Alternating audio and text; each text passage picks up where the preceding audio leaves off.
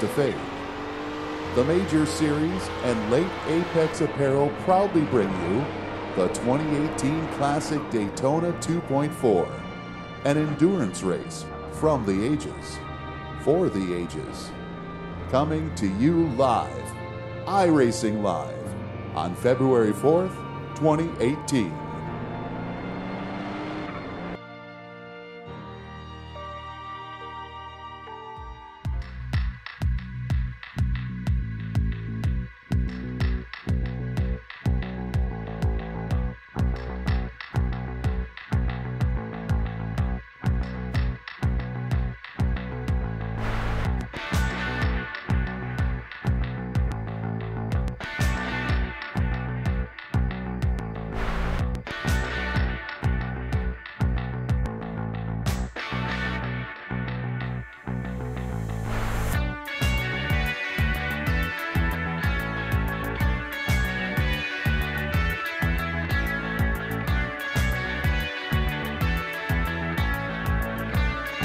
Live today from Daytona International Speedway, this is your coverage of the Atlantic Division of the Major Series and the Classic Daytona 2.4. Live tonight here on LSRTV, your home for sim racing. Hello everybody out there.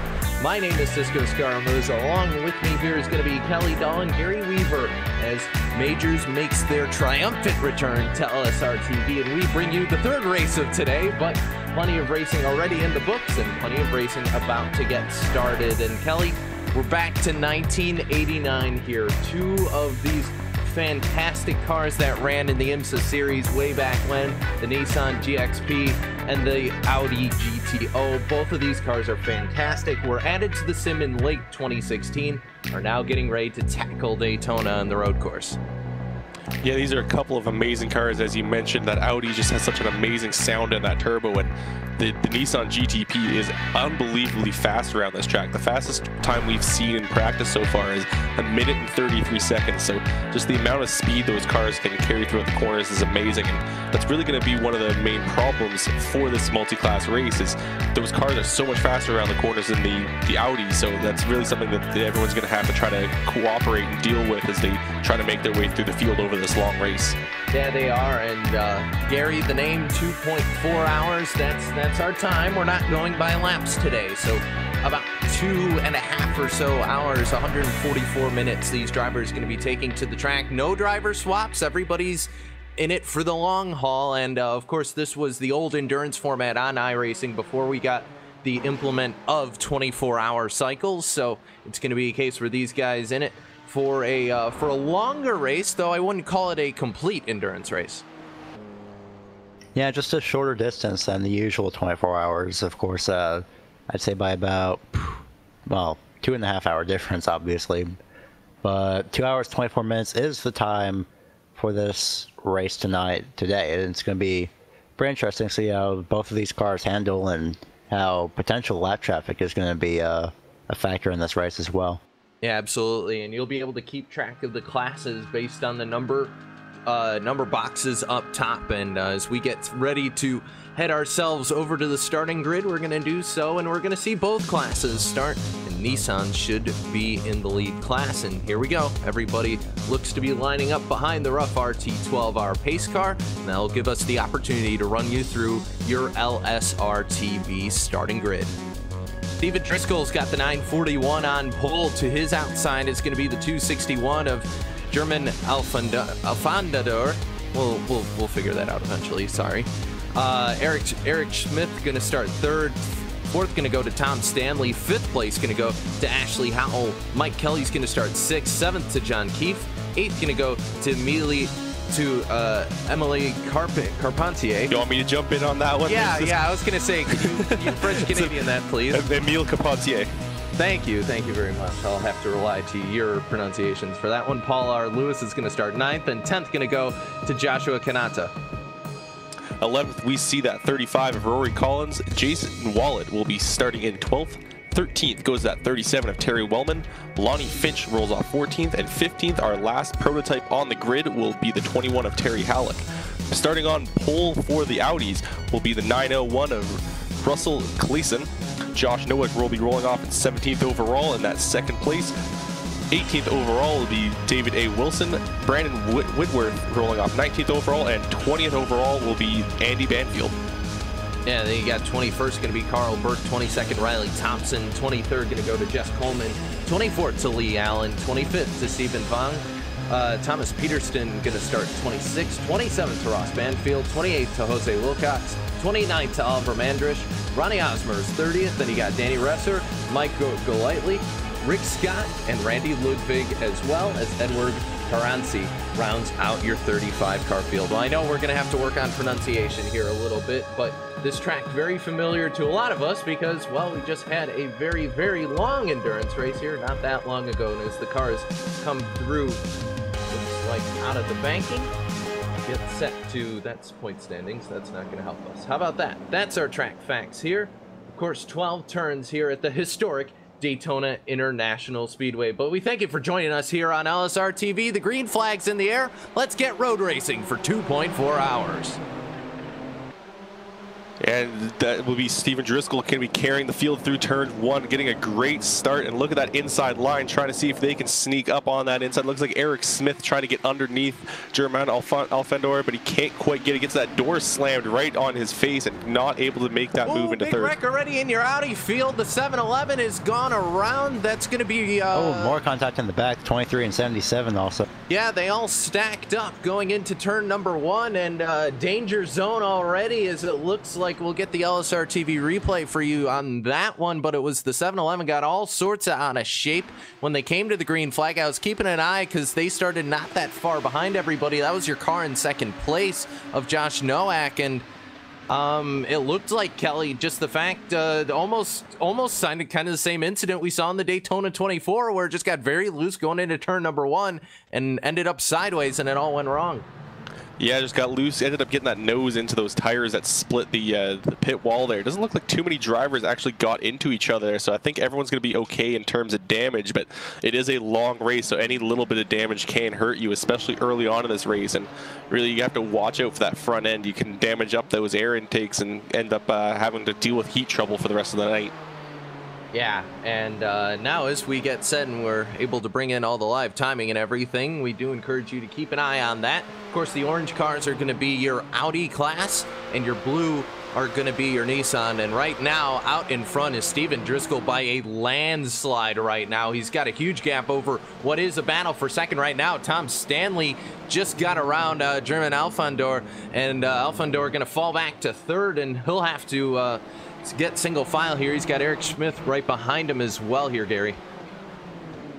Yeah, trying to figure out what you can do early on, and I'm watching not really yet a battle between Carl Burke and David Wilson in the Audi class. Nothing as of yet, but definitely something that's going to be brewing as they make their way down through the first section of the road course. And actually, I was quite surprised that these cars didn't have headlights. I was thinking that was just something that was weird, as Ross Banfield goes off hanging into that Air National hairpin. Nothing major, luckily, but he's definitely lost some momentum there. Yeah, I just missed that incident, but looks like everybody else going to be single file through your prototypes, as we'll refer to them today. And looking back at your GT class, Carl Burke right now leading over David Wilson for that second spot. That's basically all that's left of the Audis, because we had that incident earlier on. It's basically thinned us all out, and when it comes to the GTOs, so these guys are going to have to just focus on, I guess, just surviving at this point, Kelly, because you get damage early on. You've got to just shrug it off and keep driving. Yeah, but they still have a lot of time. As you mentioned, it's a really long race. 2 hours and 24 minutes, but we're only 5 minutes in, so they just have to shrug off that early incident, try to get some momentum going behind them, and really hope for something else to happen up in the field, because there is a lot of time to be still made up on this racetrack. You can't just discount yourself out of this race 5 minutes in. Yeah, no, for sure, Kelly, and it looks like going through the bus stop right now are going to be your Audis, so we'll flash back up a great battle. Actually, no, it is side by side. I thought he got loose, but the 261 Alfanador is able to get past Tom Stanley there and is able to remake that pass. So the 261 back out front once again here, Gary, and they've been swapping back and forth. We'll keep an eye on these guys for a little bit here. A little bit of a battle in your GTO class, but it's a little bit further down. Let's stay with the prototypes. Man, Carl Burke almost spun coming out turn number 1, heading into the road course, and that battle between the Nissans, though, is definitely heating up, and it's something, probably just a small preview of what we expect to see coming to the end of this race. But don't forget, right now we have about 2 hours and 19 minutes left and counting, so a lot of time for everyone to find some type of a rhythm and see what they can do. Yeah, absolutely. And right now, got a little bit close there. Under braking was the 269 of Smith, and Smith now going to come out of the bus stop and try and make the pass on Stanley in front of him as they come through NASCAR 3 and 4 this time. And Kelly, you mentioned it a little bit before the broadcast, but the speed difference between these cars is going to be massive. As problems, it's Thomas Peterson, the 956 car, just ended up in the tire barrier trying to leave the road course, it looks like, and he's going to lose several spots there. Yeah, definitely some problems for him as cars are going by. It's a place where you want to have a good exit to the corner so you can carry a lot of speed throughout that long section of the racetrack, and any sort of problem that corner is going to hurt, and especially if you get yourself into the tires, bang up your car. So definitely some problems for him. He's going to have to deal with it through the night. But yeah, going back to talking about the speed difference, we haven't quite seen it yet. The prototypes are just slowly gaining on the rest of that GT field. Yeah, it'll be a slow crawl here, but eventually once you get to that traffic, things are going to get very interesting as these prototypes, Gary, you don't have a lot of visibility, and it's going to make it a little bit tough. The country time entry, though, way out in front. Steven Driscoll has just been on a tear so far and leads by about 3 seconds over second place, and fantastic job by him. Yeah, he's doing an amazing job right now. In fact, I believe the closest battle would be between second and third right now. The 961, the 296. They're going to make their way down to the bus stop. Everything is fine. Luckily, they follow single file. And, well, that could have been a lot worse. Brake rotors glowing. Amazing look, too, as well. But definitely a great attempt by Enric Smith for that third-place position. Yeah, and Smith able to hold on to that third place. He's going to have to use a little bit of draft if he hopes to get past these guys. Meanwhile, a little bit of a battle. How about John Keefe? We just saw them go by the screen there. The 276 up on the top side trying to go past Mike Kelly in the 3, the Piedmont entry, and it's going to be side by side into turn number 1, and it will be a pass on the outside. Made it happen was the 276, and no, they're still going to be side by side through the S's, and now into the International Horseshoe we go. 3 cars throwing Ashley Howell into this mix. Locks it up is Mike Kelly. He's able to hold on to it there, and Carpentier had to, oh, he's a little bit further behind. That was Howell who had to kind of get out of the throttle there, but it got all sorts of sketchy there for a moment there, Kelly. Yeah, some close racing, and another thing these drivers are going to have to deal with is that draft. I've seen, especially with these prototypes, they have some fantastic speed when they get into each other on the bankings and are just drafting through the field. So one advantage of Steven Driscoll is he's not having to deal with those battles that are happening when people just draft up aside and try to get that pass into one. So I really think that is going to be the main area we're going to see these passes for the prototypes, is going into the bus stop and into turn 1 as they try to take advantage of the draft on the NASCAR section of this track. Yeah, and everybody looks to be fairly spread out now. A little bit of a battle back in your Audis. It's Randy Ludwig right now trying to make a pass on the 4 of Danny Resser. Both of those guys running the Audi paint schemes and come through the corner right now. Everybody looking nice and even in the Audi. Problems for John Keefe. Big problems for John Keefe. He has wrecked up that race car. Oh, Thomas Pearson as well in turn 1. He spun out entering that. So 2 incidents right there. We'll take a look first at the 276 and went sort of through the bus stop, but not completely as he slowed down. Got what looked like the entrance okay. He slows down, yep, through the first corner, and yeah, just missed the second one and got that grass. And because of the downforce on these cars, it's snap loose there for the 276, and he goes around. And what was the other incident that you saw there, Gary?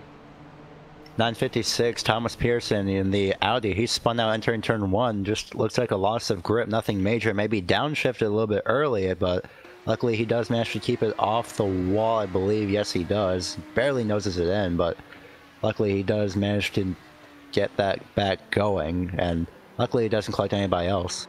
Yeah, we see the Peterson incident now, and that's another incident for him. That's his second one on the day, so a long day for that Miller High Life entry, and they'll continue to pick up the pieces on that car as we continue on. But he's actually going to get caught right now. That's your prototype leader as we cut back to live. That's Steven Driscoll in that number 941, and he's flying by everybody right now, and yep, gonna make the pass right there. You see him go right past. Goodbye Audi. That's your speed difference right there, and you see Alfanador in the background there, only about 1.6 back, so he's been able to close up that gap a little bit here. Kelly starting to close in on the leader.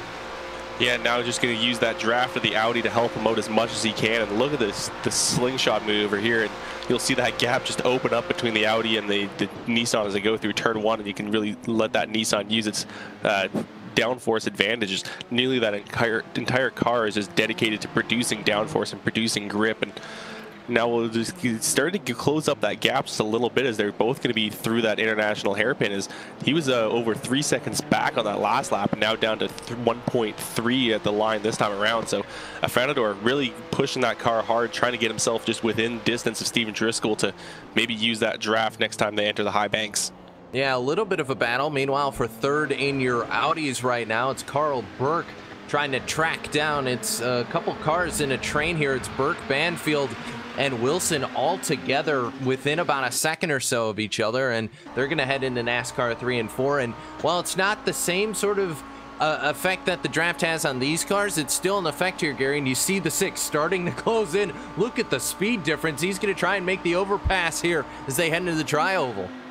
Yeah, going into the tri-oval on the driver's right is going to be Andy Banfield, I believe, in that number 6. Yes, it is. He's going to go to the outside, side by side, entering turn number 1, and clears him so far. Near contact. Goodness, that would have been devastating if there was contact there, but luckily they do manage to make it single file. I believe that there was also a pass between the 678 and the 283 in the back there, so everyone trying to figure out where to go. 53 of Carl Burke also going to make his move on David Wilson, and nope, nothing as of yet. Back to single file, everyone goes.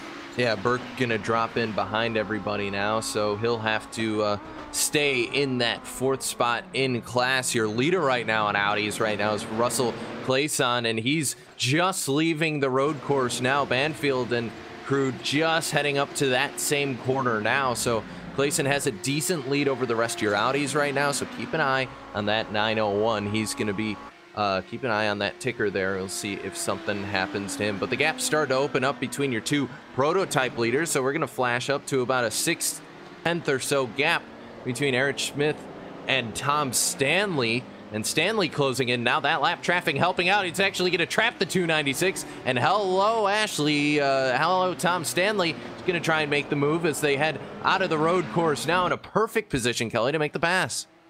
Yeah, he's just gonna have to use that draft to his advantage, especially as they head over into that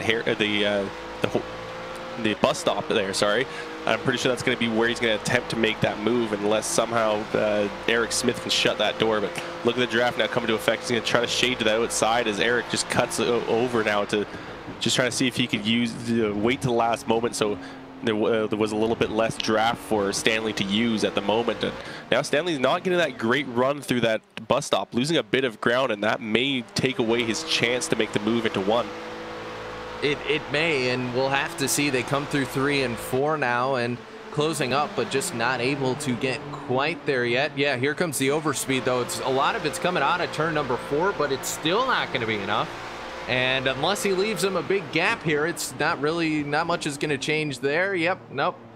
He's going to stay behind that prototype. So 3rd and 4th do not swap places, though they are very close together. Meanwhile, looks like Clayson's beginning to hit some of the slower prototypes right now, getting around Mike Kelly. And that was actually Kelly ran into some issues, I believe, spun off the course, but it's now got that car back going and back in front of your GTO leader.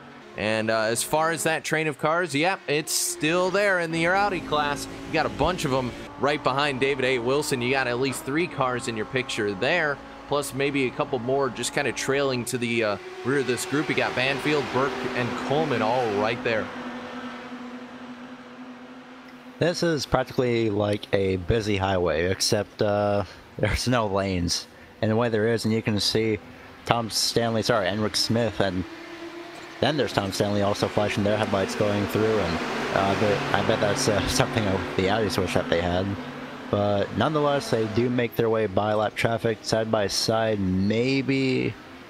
And 377 holds up Stanley just a little bit going through the bus stop. That's going to hinder his momentum a lot. It doesn't seem like it, but it definitely will. And I'm going to check the lap times when they come to the start-finish on this time. But Stanley's got a disadvantage here, and there's, at this point, no way that he can actually catch up. Meanwhile, German Alfanador is, I definitely mispronounced that, going to be taking that run into turn number 1, going on the right side into turn number 1, trying to get by the Audis, and just a lot of loud traffic here.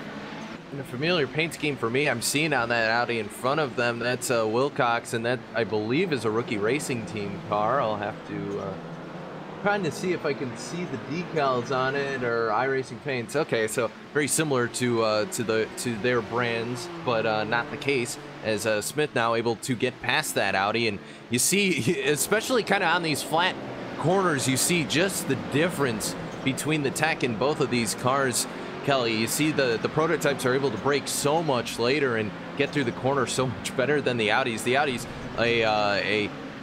a mechanical miracle in and of themselves, but just nothing compared to these purpose-built prototypes going around them right now.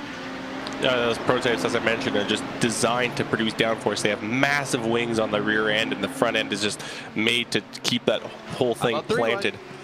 It's 16 on the outside. That was a little bit fun. They went 3-wide at Daytona, but we're not in the Cup cars. That's still a couple weeks away, guys. Don't have to worry about that. But yeah, you see, just like you said, Kelly, that speed difference is crazy.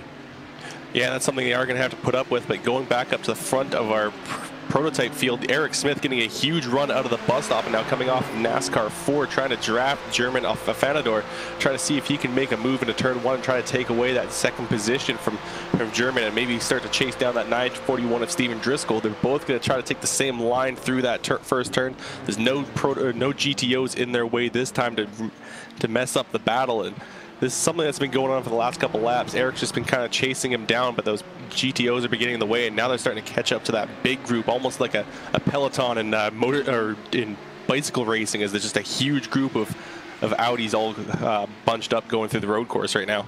Yeah, it's a weird description to say it like that, but that's really what it is. It's a huge, just massive cars that Alfanador is going to have to deal with. And Gary, the best place you could probably deal with that is where they're going to be, is just exiting NASCAR here. If Alfanador waits a tick here, this might be the perfect opportunity to get past all of them. Yep, and he will take advantage right now, going to the far, well, what would be the outside of NASCAR turn 1 and 2. I know my corners, and of course you can just, again, you can see the speed difference even without the draft, but right now it's going to be held up by the 283 Riley Thompson. Maybe, nope, never mind. He's going to take that late dive into the bus stop, but definitely getting held up. It's going to be Enric Smith being held up currently by 6 of Andy Banfield going to the right side. And luckily, no problems for your Nissans here tonight, as Enric Smith still has some catching up to do. Yeah, so far. We're still early on to this, Gary, so I mean, knock on wood, we don't have anything massive hold up between the two groups of traffic, but needless to say, this race very much still in its infancy, as you see Tom Stanley now in the headlights letting him know, hey, I'm trying to get by here, as he does, heading into turn number 1, and a couple Audis going to go wide there, and it's going to get a little bit close there, but they'll be able to hold on to it as well. So everybody doing a good job so far. Haven't had too many issues here apart from the start. And Kelly, that lead gap, you know how it was like 3 seconds and it was 1.6? Yeah, it's now 8 seconds. Yeah, Driscoll has had no problems getting through traffic. German having a little bit more problems and dealing with a little bit different struggles with these cars. And someone that actually hasn't been passed yet is that leader of the Audis, Russell Clayson. He's still the only Audi to not be passed, and that guy is absolutely flying. Has a massive gap over the rest of the Audi field, as the second place is only just getting onto the banking of turns 1 and 2 now. Clayson, he's almost into the bus stop. Yeah, Clayson is... they're both... Your two leaders right now are just in perfect positions as far as endurance racing, because when you're on your own, it just makes it so much easier to pass those cars. As you see, Driscoll now going to go by your Audi leader, so you got the two leaders on screen there for a little bit. Yep, there they both are, and Driscoll to the outside. Safe pass there for the country time entry. Clayson, same deal, has just been so fast, and the Audi's just leaving the bus stop now. To put in perspective, and there's Clayson crossing the start-finish line. So huge lead for both of those cars, and I don't think it's going to go away anytime soon. It's about 8 seconds for Alfanador, and then it's 18 seconds for A. Wilson, who's sitting in second. Actually, no, it won't, because Andy Banfield going to try and make the pass this time. His prototype going to go 3 wide there, and new second place driver Andy Banfield, and yeah, all in the middle of prototype traffic right now.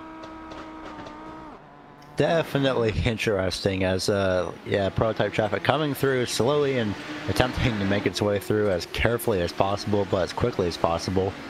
But just a little bit of a well, actually, I'll wait for that lap time comparison, because this is going to get interesting. Because oh, Kelly, you got this one. What's how you pronounce Carpentier's last name?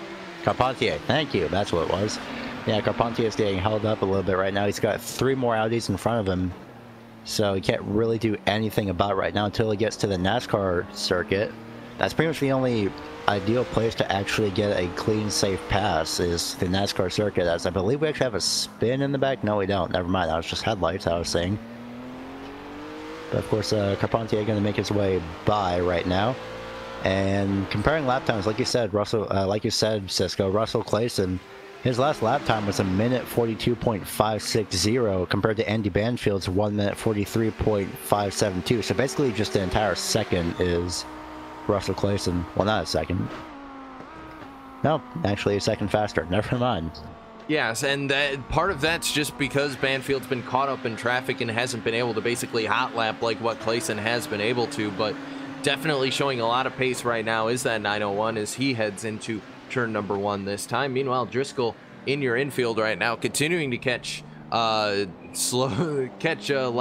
down Audis. It looks like right now it's that right in front of him is going to be Jose Wilcox there in the 706 that he's about to catch. And yep, that's the danger when you catch something on the road course. They may have to jump to one side. You may not be ready for it. So it's going to be a good pass right there and be able to make it happen as Steven Driscoll. Meanwhile, looking through your field, apart from your big line of Audis, which has kind of gotten broken up a little bit, you got that battle, but apart from that, no one really else within a second or so of each other. Everybody, at least in your prototype field, very spread out right now, but that Audi group has just not gone away, Kelly. It's gotten a little bit bigger of a gap, but they haven't gone away. No, you still got Wilson trying to chase down Andy Banfield for that second position, but he's going to get broken up just a little bit as he moves to the outside to let one of the prototypes by, and that's really going to hurt him, especially coming up towards the NASCAR bankings. Is he really just has to use that draft to try to hold on to the position, and really having to move away for that prototype is going to cause a huge gap, and that's definitely something Banfield wanted to see, was that gap start to open up behind him so he doesn't have to worry about the draft anymore. Yeah, that's for sure, and a little bit of side-by-side behind Banfield there, and it's another prototype going by. It's the 276, John Keefe, making that pass happen as he heads through the bus stop this time, and we're just getting up to about the 2 hour to go mark here, so getting ready to get rid of that 0.4 here so far, and Driscoll continuing to just put on a clinic right now. And everybody else very spread out. How about Lee Allen? That's a little bit of a close battle, trying to catch up to the other Banfield in our field, Ross Banfield. And right now, Allen in NASCAR 3 and 4, trying to track down Ross and see if he can get a little bit of overspeed coming out of NASCAR 4. And not quite close enough, but that should be a battle getting ready to develop here, Gary. Yeah, it's going to be happening, but one thing that's definitely going to be happening a lot sooner is Terry Wellman. He's going to make his way by as the Audis, well, for now, Ross Banfield is going to let him go on the Trevor's left side heading to turn number 1. Now, of course, this could be advantage for, Lee Allen. That's what I was trying to refer to. Ross Banfield definitely getting past here. And that's good. That may play into favoritism, or at least into advantage for Lee, because Ross is not exactly getting that ideal exit. He's going to have to let that Nissan by in just a few moments, and he does. That battle is definitely starting to close in just a little bit. Yeah, and they're going to get a little bit closer as they head through the West Horseshoe now, and looking to try and rejoin the track, because Allen got a little piece of the grass there, but he'll be able to hold on to it. Meanwhile, Wilson and Banfield, the other Banfield, Andy, that's going to be I believe this will be the 3rd or 4th time now that they're going to go at it. Wilson, a great run out of the NASCAR corner there, and looking for more as they head towards the bus stop, Kelly. Yeah, I think he's going to hold off on the pass until after the bus stop. He wants the pass going into turn 1 so that Banfield can't counterattack into turn 1. And looks like Banfield also is getting a bit of a better run through those turns, but kind of overcooks the last section, and that's going to give Wilson that advantage. And Wilson again holding off just a little bit, trying to use that draft. But I'm watching him actually kind of scrub his brakes. It looks like instead of passing, he's wanted to just sit there and draft him for a bit. An interesting strategy, and I think it's because that peloton that you mentioned is kind of all reformed, because you got Riley Thompson as well as Carl Burke all over the back bumper of the 273. So it's going to be 4 or 5 Audis all back together once again, and the group dynamics have once again returned, and it's being led by Andy Banfield, who's I don't know if I'd be scared to look in the mirror, Gary, or kind of happy because they're probably going to be fighting each other, but it's definitely a unique sight in your rearview mirror right now. Yeah, and even more unique side, it's going to be Terry Halleck going to make his way through this 5-car Audi train in just a few moments as well. So if I see that in my mirror, I'd definitely be a little bit nervous and get it out of the way as soon as possible. But seeing all these Audis behind you is interesting. But having them stay behind you, for me, it would make me a little bit worried, because, you know, you'd be wondering when they'd be making the pass. And of course, that's going to be something in David Wilson's favor. He's going to play into that effect, maybe, unless he's going to make his way by this time by. Maybe he'll ride around, but coming out of that road course into the NASCAR turns, you can see that gap has completely widened a little bit, and that's something that's a little bit more interesting. So maybe some of these guys are just waiting until the last moments, as, well, Terry's going to have to find his way a little bit through a moving chicane, if you will, and of course he's going to head to the actual chicane, the bus stop. Just fine, no contact with anybody yet. And David Wilson actually, I believe, has backed off just a little bit. I know one lap ago he did break a little bit earlier than Banfield, so probably just trying to find a good place to make that pass and get the opportunity just right. Yeah, and he will be able to get past everybody there, so Terry able to make all those passes happen, and it's broken up a little bit of a peloton we had, but if anything's taught me so far, that it could get reformed all back up here in about a lap or so, as Wilson tried to go the inside, got a little bit of a block there from Andy, and Andy's going to hold on to that position now as they head through the S's once again. And keep in mind, this is your battle for second in class in your Audis, because Russell Clayson's out in another postcode, and the gap is now 23 seconds between your first and second place Audi. So everybody fighting for second place right now, and it's not a great position to be in, Kelly, but I mean, you got to fight for what you can grab, and that's what Wilson, Thompson, the rest of them are trying to do right now.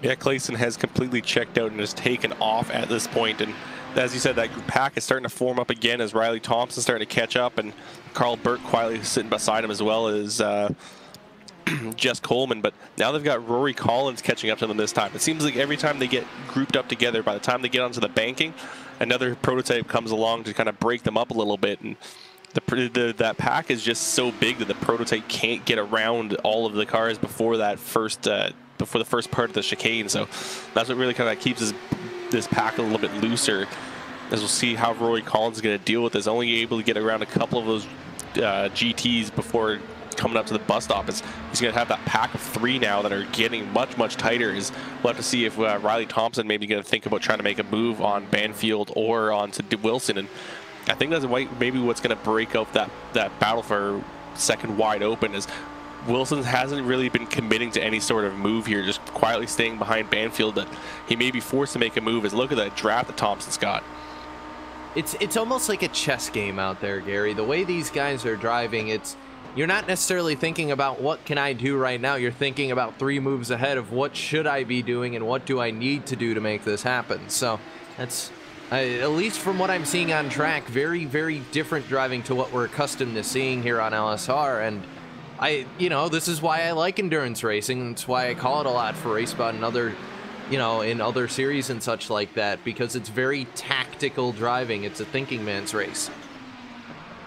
Yeah, chess game that, well, I guess, like you said, it is pretty much a chess game. The only difference is you're turning left and right, and you're going about 130 miles an hour, especially into this corner, and a lot faster slipstream, and thinking about 3 moves ahead, it is a smart decision because, well, looks like it will be just a little bit of a while before this Audi train is going to be broken up again, but like you said, every time they get together, that it's not just the prototypes, it's also the fact that they're coming onto the NASCAR circuit. They get close together onto the NASCAR circuit as the 678 Driscoll was making a move to the right side of Carl Burke, but decided to back off instead. Probably didn't have that momentum, but definitely interesting to see how these Audis line up on any road course section of the race, but it's the draft that's going to be the most important. Yeah, it is, and check in with your leader really quickly. Driscoll still out. It's about 9.3 seconds now between him and Alfanador. So they're going to be fairly spaced out here, not a big deal. John Keefe is the closest prototype that's in a battle right now, is Kanata getting caught right now by him, and the 276 looking to maybe make a pass. We'll check in on them in a little bit, but how about Thomas Peterson? That car's come down pit road with a lot of damage, so it looks like big issues for the 956 there, Kelly. Yeah, problems for Thomas Peterson. He's just been struggling all night, and we'll have to see if there's any reason for that, or what the reason was for that damage that he got. Ooh, I found it. It was turn 1. Oh. It looks like, yeah, it was a massive issue. He ended up on the access road somehow when I was looking through the replay, and car got all sorts of, very loose and clouded the tire barrier there. That's not the preferred line into turn number 1, and for Peterson, that could be pretty much game, set, match right there. I don't know if he'll be able to really recover and get a whole lot out of that. That is unfortunate. Yeah, heavy damage, and he ended up having to take a tow as that car was stuck in those tires. He hit it hard, and looking back towards the front of our field now, Driscoll again having to start to deal with that GTO traffic, and that's going to give a bit of an advantage for Afanador to try to maybe catch up, as last time Driscoll was making his way through the traffic, that's where Afanador made up that ground, but I don't know if he's going to be able to make up 9.5 seconds over any time here, so he's going to have to try to see if he can make up that gap through some better strategy work. It's a fairly massive gap, that's for sure, but of course, we do want to give a shout out to our presenting sponsor for the Daytona 2.4, the classic Daytona 2.4. It's going to be Late Apex Apparel. Of course, they're doing t-shirts for us, and one of the things that we've been graciously allowed to do as your broadcasters is we get to give out a free t-shirt. So, Kelly, why don't you wind up the old number generator, and we have to pick any position overall in your field, and that person gets a t-shirt. So, what you got? So after drawing the number, we have got 22nd, and I believe the current runner in 22nd is going to be Lee Allen, but I think Ross Banfield's going to try to make a move for that position at the moment. This battle. Let's do it. Yeah, that's going to be side by side at the line. Banfield got it by a second there, and I think he is going to win that battle into the corner. So 22nd will go to Ross Banfield, and I guess that t-shirt will too. An expertly timed move for him, as he'll end up not only taking the position, but a nice new shirt. I think he knew. We legit were trying. Oh no, he's gonna get loose. So does it go back to Allen now? I don't know. How about the end of the race? No, we have to do it in the first half hour. So oh, okay. It has to. How about the end of this lap? Let's see. Allen and Banfield, those two are going to go at it. You got prototype traffic behind them. Oh, that's going to get a little bit sketchy. That's Alfanador. We mentioned him earlier. But let's say 897. If you could get back by Mr. Allen here before the end of the lap, you got yourself a t-shirt. Otherwise, Allen, if you can hold on to that spot, you're going to hold on to a t-shirt. So now the 296, that's your last prototype that Banfield's going to have, and he's got about half a lap here to make it happen. Well, this is going to be interesting. He's got a bunch of prototypes in front of him and a huge gap, so I'm going to call it early. I'm pretty sure that Allen's going to get that t-shirt like originally intended. Maybe not. We're going to find out. Of course, comparing lap times, Ooh, I see headlights. That's not good. I think someone just spun out going through the bus stop. Yeah, there was some smoke up there, tire smoke as well. Yeah, 37, Terry Wellman. And another car going through the bus stop there. Yeah, it is Wellman there. Yeah, Wellman just apparently, sorry to cut you off, Cisco, but yeah, just entered too soon and clipped the curb and spun it around. Yeah. Oh, and the 26 too as well. There was another car. Yeah, I just saw the quarter panel of another car there when I was winding back the camera, and survey says, yeah, got through the bus stop and all messed up there. And oh, that was the 26 who was also off there of Lonnie Finch. Or Fitch there. So they're gonna, looks like, oh, it was, yeah, the 36 went back around. So just trying to get out of the way of traffic. But we all got kind of thrown out of shape there for a moment. So Lee Allen, that's going to be our winner of your free Late Apex t-shirt. So I'll go ahead and message Mr. Director Michael Lett to let him know. But Lee Allen, congratulations. You have a free t-shirt from our sponsors at Late Apex Apparel, official sponsors, the Major Series, and of course, the classic Daytona 2.4. But while I get working on that, hey, Kelly, can you give a check-in on our Peloton here? Because they're all back together again. Yeah, it looks like a big group again dealing with some with the prototype traffic. David Wilson's going to get out of the way, and that's our prototype leader of Steven Driscoll, who again is just taken off from the rest of the group. And it's the same with Russell Clayson. He is taken off as well, and it's going to break up that group just a little bit, that pack just a little bit, but they are quickly reforming as that pack is a complete group of, I think that's about 5 cars now, as Jess Coleman just kind of tails the rest of the pack. And really, it's almost looking like what you normally see here at NASCAR, in the NASCAR circuit, of just a large group of cars, and no one's really wanting to pass the other. Everyone's just trying to see if they can save fuel, maybe stretch their runs just a little bit longer than they normally would, as just tailing each other. I've seen a few drivers, they'll get the momentum, but all of them kind of lift off, trying to stay in line instead. So I guess the main strategy right now is try to conserve fuel, try to make this first stint last as long as possible so you can go get a bit harder later on in the race. Yeah, and Banfield now coming out of the International Horseshoe. They'll head towards the West Horseshoe and all getting caught back up, but it's all going to get broken up by a couple prototypes in the background there. That's going to be Jason Wallet there in the 658, and hello, that's another car dive bomb move. That's Alfanador. Alfanador is not wasting any time, but he's going to get stuck behind the Audis again here, and is made up about 2 seconds, so the gap only 7 seconds now, but not really going to matter because Alfanador is going to lose all this time again to the Audis, and it was a desperation dive bomb, Gary, into the West Horseshoe, but he's able to make it happen. He didn't want to get stuck behind them, but unfortunately he did. 4 seconds faster was Alfanador compared to Driscoll, but that's not the case anymore at this rate, unfortunately. But he will make his way by David and Banfield, 2-1, and hopefully gets through just fine, and he does. So keeps it straight, and luckily manages to make, again, just another pass without any contact. Next car behind him, then, well, we got about 3 prototypes that are going to be making their way by this line of Audis. One of them, Jason Wallen, the 658, already by 3 of the 5, I should say. And of course, more as well. But Alfanador's last lap time was pretty much 0.1 seconds slower than Driscoll. Yeah, it was a 136.2 versus a 134.81. So about a second in it or so, and that doesn't speak well to him trying to track down the leaders. As another car, I believe that's still, it's going to be side by side. It's Mike Kelly and his Wallet still in this mess, and it looks like a traffic jam out there. Wallet finally deciding, you know what, guys, I'm just going to stay to the right here and try and figure this out. This is a mess here, and this group of cars, Kelly, is becoming, I think, another corner. So we've gone from 12 corners to 13 corners on this Daytona road course, because it's an experience all its own just to try and get past this group of Audis that will not break apart.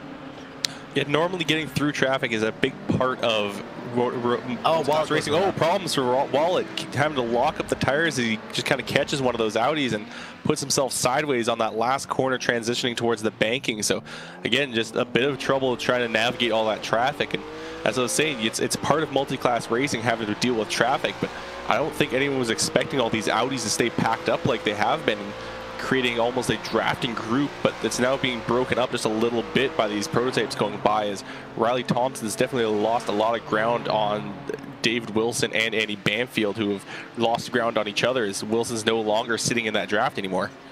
Yeah, Wilson is going to be kind of out to lunch at this point if he's not in that draft, so we'll have to make moves on that one. But that was a very close incident for Watt, but was able to you know, that was about the best that could have gone, considering he was sitting perpendicular on the racetrack, and that's never a good thing. But Wilson's been very persistent with that 6 of Andy Banfield. And Tom Stanley got into the wall just a little bit. Not sure what happened. I think he lost. I think he just lost control. Yeah, just got about turned right there as well. Jeez. By Smith, and a very, very interesting lap for Tom Stanley right now. We'll get a second look at everything that just transpired there, but it looked like Tom Stanley did not have a good start to lap number 24 for him, and got into the wall like you said, and it only kicked off from there. As replay now on your screen. And then as we saw, Eric Smith had a bit of a run, so he tried to see if he could make a move up that towards the horseshoe, but locked up the tires and nearly caught the rear end of Tom Stanley. That was nearly our battle for third, ending in a really dramatic way. But now Smith's starting to have a bit of a run now, and he's going to try to see if he can try to make that move for third. That's not fun. Almost getting your rear quarter taken off by a car locking up the brakes. You don't want that happening. And now Tom Stanley, well, that threat hasn't gone away, because Smith's still very much in the picture here and in draft range. So as they head back into NASCAR 3 and 4 again here, Smith closing in. Will he be able to make the move? He's got a lot of overspeed right now, Gary. This is the perfect time to make it if he can make that pass. Yeah, Tom Stanley may also have some aero damage. He's going to go to the driver's right side, heading into the trioval. At the start-finish line is going to be Eric Smith with that third-place position. Clears Tom Stanley heading into turn number 1. And, well, as if nearly getting your quarter panel wasn't... Well, never mind. I was about to say. Actually, Eric Smith almost got loose through that little series, that little mini SS, if you will. But as if getting your quarter panel almost taken off wasn't bad enough, well, now you have aero damage to stick that to you. And, of course, Eric Smith now is going to be pulling away. And I don't think Tom Stanley can really recover from this. Yeah, and now we're going to take a look. Josh Nolak just going by Lee Allen there in the 05, so that's a change in your Audi field there. That's going to be for the 7th place overall, or 22nd overall, 7th in class. So that's Nolak and Allen going at it right there. And we're trying to look around and find battles, but there's not a lot going on. How about Paul Lewis? He's about a second or so off Joshua Kanata. And, I mean, looking just down my timing sheet here, Kelly, at least half the field is 5 seconds behind the car in front. So a very spread out field here. Yeah, they really are starting to finally get spread out, especially that Audi field really getting broken up. And that's really, yeah, kind of mess with some of these strategies. The guys are trying to extend that first stint a little bit. And really, it was just them having to deal with those prototypes getting mixed up within them. And everyone has kind of paced off, everyone's kind of spread out, and everyone's kind of fallen into their own pace. I think the only people that are really still going in a bit of a battle is Eric Smith and Tom Stanley. Is Stanley's still trying to hold on to Smith as much as he can, but I'm looking at some bends in that rear wing. Yeah, and that's not going to be very good for Stanley's aero package. And yeah, I do see, though, it's kind of on the right rear there. You can see a little bit of a bend in that spoiler, so that's not going to help the handling of the 961 Nissan at all. It'll close in there, though, going through the international horseshoe. And no, that just doesn't quite have the speed off the corner, it looks like right now, to be able to contend. But going through the rest of your field, it's all very, very spread out. Even that battle we saw between Lewis and Kanata, we thought was going to be something. Kanata's opened up about another second on that, so it's another 2-second or so gap to the car in front. So nothing really going on with those guys. And well, with that, we're gonna look back, because the peloton is back and better than ever, though there is a little bit of a space. It's a little bit different than it was, because you got Carl Burke kind of leading 3 cars now, and this was the back half of that peloton. So you have Thompson, you got Coleman there, and now the Nissan, the 276, it's John Keefe, Marlboro machine. He's gonna try and get past 2 more cars here. Yep, a little bit close there, but he'll be able to try and make the pass. Yeah, he's going to have NASCAR turns here, so that should be easy done for John Keefe. Yep, on the headlight saying, excuse me, gotta get through here. And Keefe right now running 7th overall, but we're about an hour 40 away, and I think that's gonna get ready for us to cue our first commercial break of the afternoon. And as we do that, we invite you to stay tuned here on LSRTV. We're just getting started here as coverage. The classic Daytona 2.4 continues on LSRTV, your home for sim racing.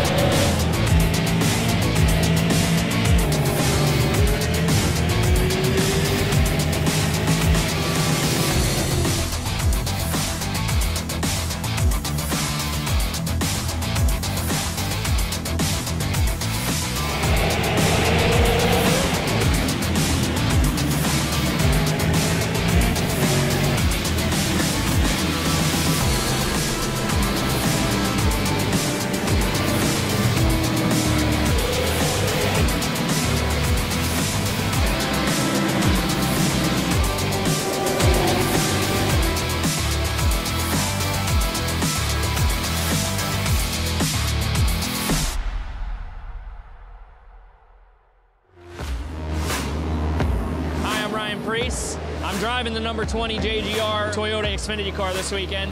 Really great opportunity here at New Hampshire at my home track.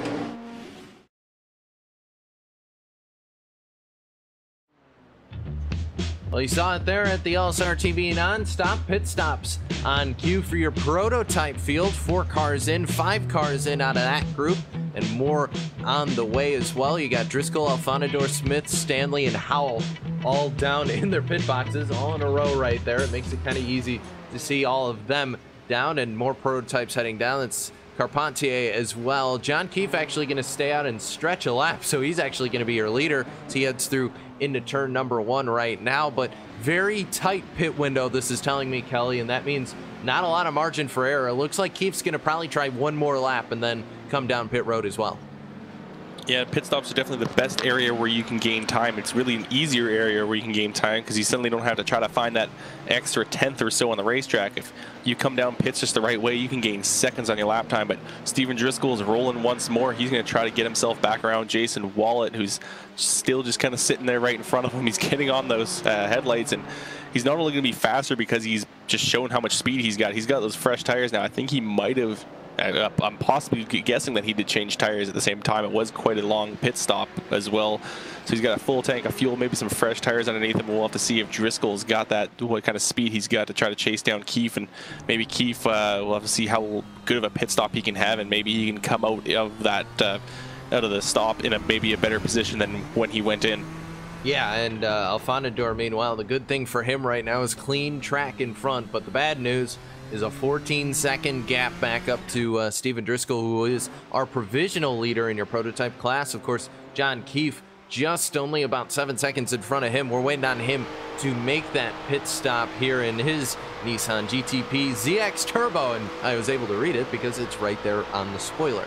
As we come out of NASCAR turn 4, yep, he's making the indication down onto the apron, and heading to pit road is the 276. So very, very, very tight pit window here. Very interesting to watch. And one car that's still, I believe we're waiting on a pit stop here, is going to be Rory Collins. Rory Collins and Jason Wallet are the two. Wallet's down right now.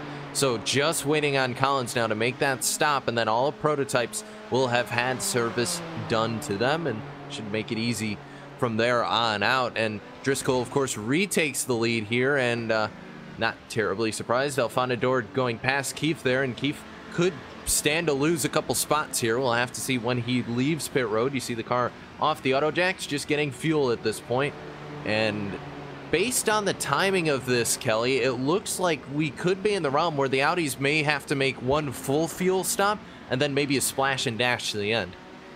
Yeah, that could be the possible strategy for them, and I think that might be why these guys have been drafting so much, trying to get that, extend that run so they maybe don't have to make that splash at the end. Maybe they just need to take one fuel stop, and that'll be it. And if that is the case, then that might put our Audi leader of Russell Clayson in a bit of a disadvantageous position, because he hasn't been drafting with anyone. He's coming down pit road now, so here comes the first Audi to come down for a regular pit service, and that is our Audi leader. And he as mentioned, he's been running by himself. He hasn't been able to save fuel, and that might help some of these other Audis like David Wilson and Riley Thompson, who've just been grouped up together this whole time. We'll have to see. So let's watch the 273, the 283, and see what the game plan is for those two. They come into NASCAR 3 and 4 this time, and I wouldn't be surprised if they pitted the same time, but we'll just have to see how much fuel saving was on the cards for him, and none. That's the answer right there, because Wilson coming down pit road. Riley Thompson, will we see the same thing out of the 283? No, we won't. He's going to stay out and run another lap here, so he's got fuel. Looks like Carl Burks as well got fuel, and Jess Coleman. So all of them right now look to stay out an extra lap, but that's probably all they're going to have on tap here if the leader's already in. And Clayson waiting on him to leave pit road right now. Riley Thompson in control of your Audi field, your first different leader today. And definitely that incident we had right at the start of the race, Gary, split up your Audi field and basically gave Clayson this huge cushion that's allowed him to just open up that gap more and more as he now leaves the pit road and now on the access road coming back out, only down to 4th overall. So that tells you the massive gap that he had on the rest of the field. Yeah, definitely interesting, as Banfield actually made his pit stop 1 lap right after the prototypes made theirs. So I'm pretty sure it's probably going to be Russell and Banfield that are going to be 1 and 2 after this. Maybe not. Maybe some people still have some strategy going on, but that's something that we'll have to find out in the coming moments. And looking through your field, trying to find the battle between John Keefe and Kanata, which I think was a little bit of a battle there for a while. Well, that's kind of expanded into 3 cars semi-close together. You got John Keefe here, you got Jose Kanata there as well, and coming into the picture is going to be Mike Kelly in the 3. So Kelly very much in this battle as well. The Piedmont entry, trying to make things happen, coming out of the road course section now and trying to close in, but those two very close together in front of him, Kanata and Keefe. That's going to be a battle as we head on to the NASCAR. Yeah, Josh Kanata just not getting that good corner exit off, heading towards that banking. And as I mentioned earlier on in the broadcast, that is such an important corner to get. If you carry a lot of momentum through that corner, it helps you along in this long straightaway, and that's really one of the biggest corners you need to nail, along with the exit of this the bus stop here. If you get a bad exit, you're gonna lose a lot of momentum, and that really is gonna kill you over the long run. Look at that gap Keefe has opened up as he nailed those 2 corners, and he's just leaving Josh Kanata behind. Yeah, it's Josh Kanata. I was apparently losing my mind when I read that on the timing screen. So Joshua right now holding on to that spot over Mike Kelly, though Kelly starting to close in a little bit. How about Steven Driscoll? Like, has gone a little bit timing null on us for a moment, or something has happened to the 941, because I'm showing him in 4th, which either weird or something's gone screwy, or he had an incident. He probably had an incident, because I'm also showing him 4th. Yeah, he came down pit road again. Oh. Do you think he might have short-filled? It's possible. I think it's possible he might have gotten a penalty. Oh, maybe. Actually, no, there was smoke. There was smoke coming out of that car. We're winding back the camera now. Sorry for that kind of goofy frame. So we totally missed that. The leader running into issues.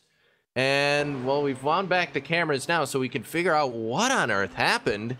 Because he was, 20 seconds he blew the engine. He blew the engine going into the bus stop. I think he may have. It's possible that he downshifted too early. Double downshift? Yeah, he's just coming into the bus stop and suddenly that engine blew up on him. So it is possible he may have just downshifted too early and might have wrecked something in that car. But yeah, there were some definite problems as he was running just fine heading into it. So either he ran into some temperature problems, or he's just been downshifting that car too hard and blew up something in that race car. And he's lucky he's still sitting in 4th place. It does take away that race lead from him, and he is now really far back. But it could be a lot worse. He could have waited a lot longer to change something in that engine, but he definitely blew something up.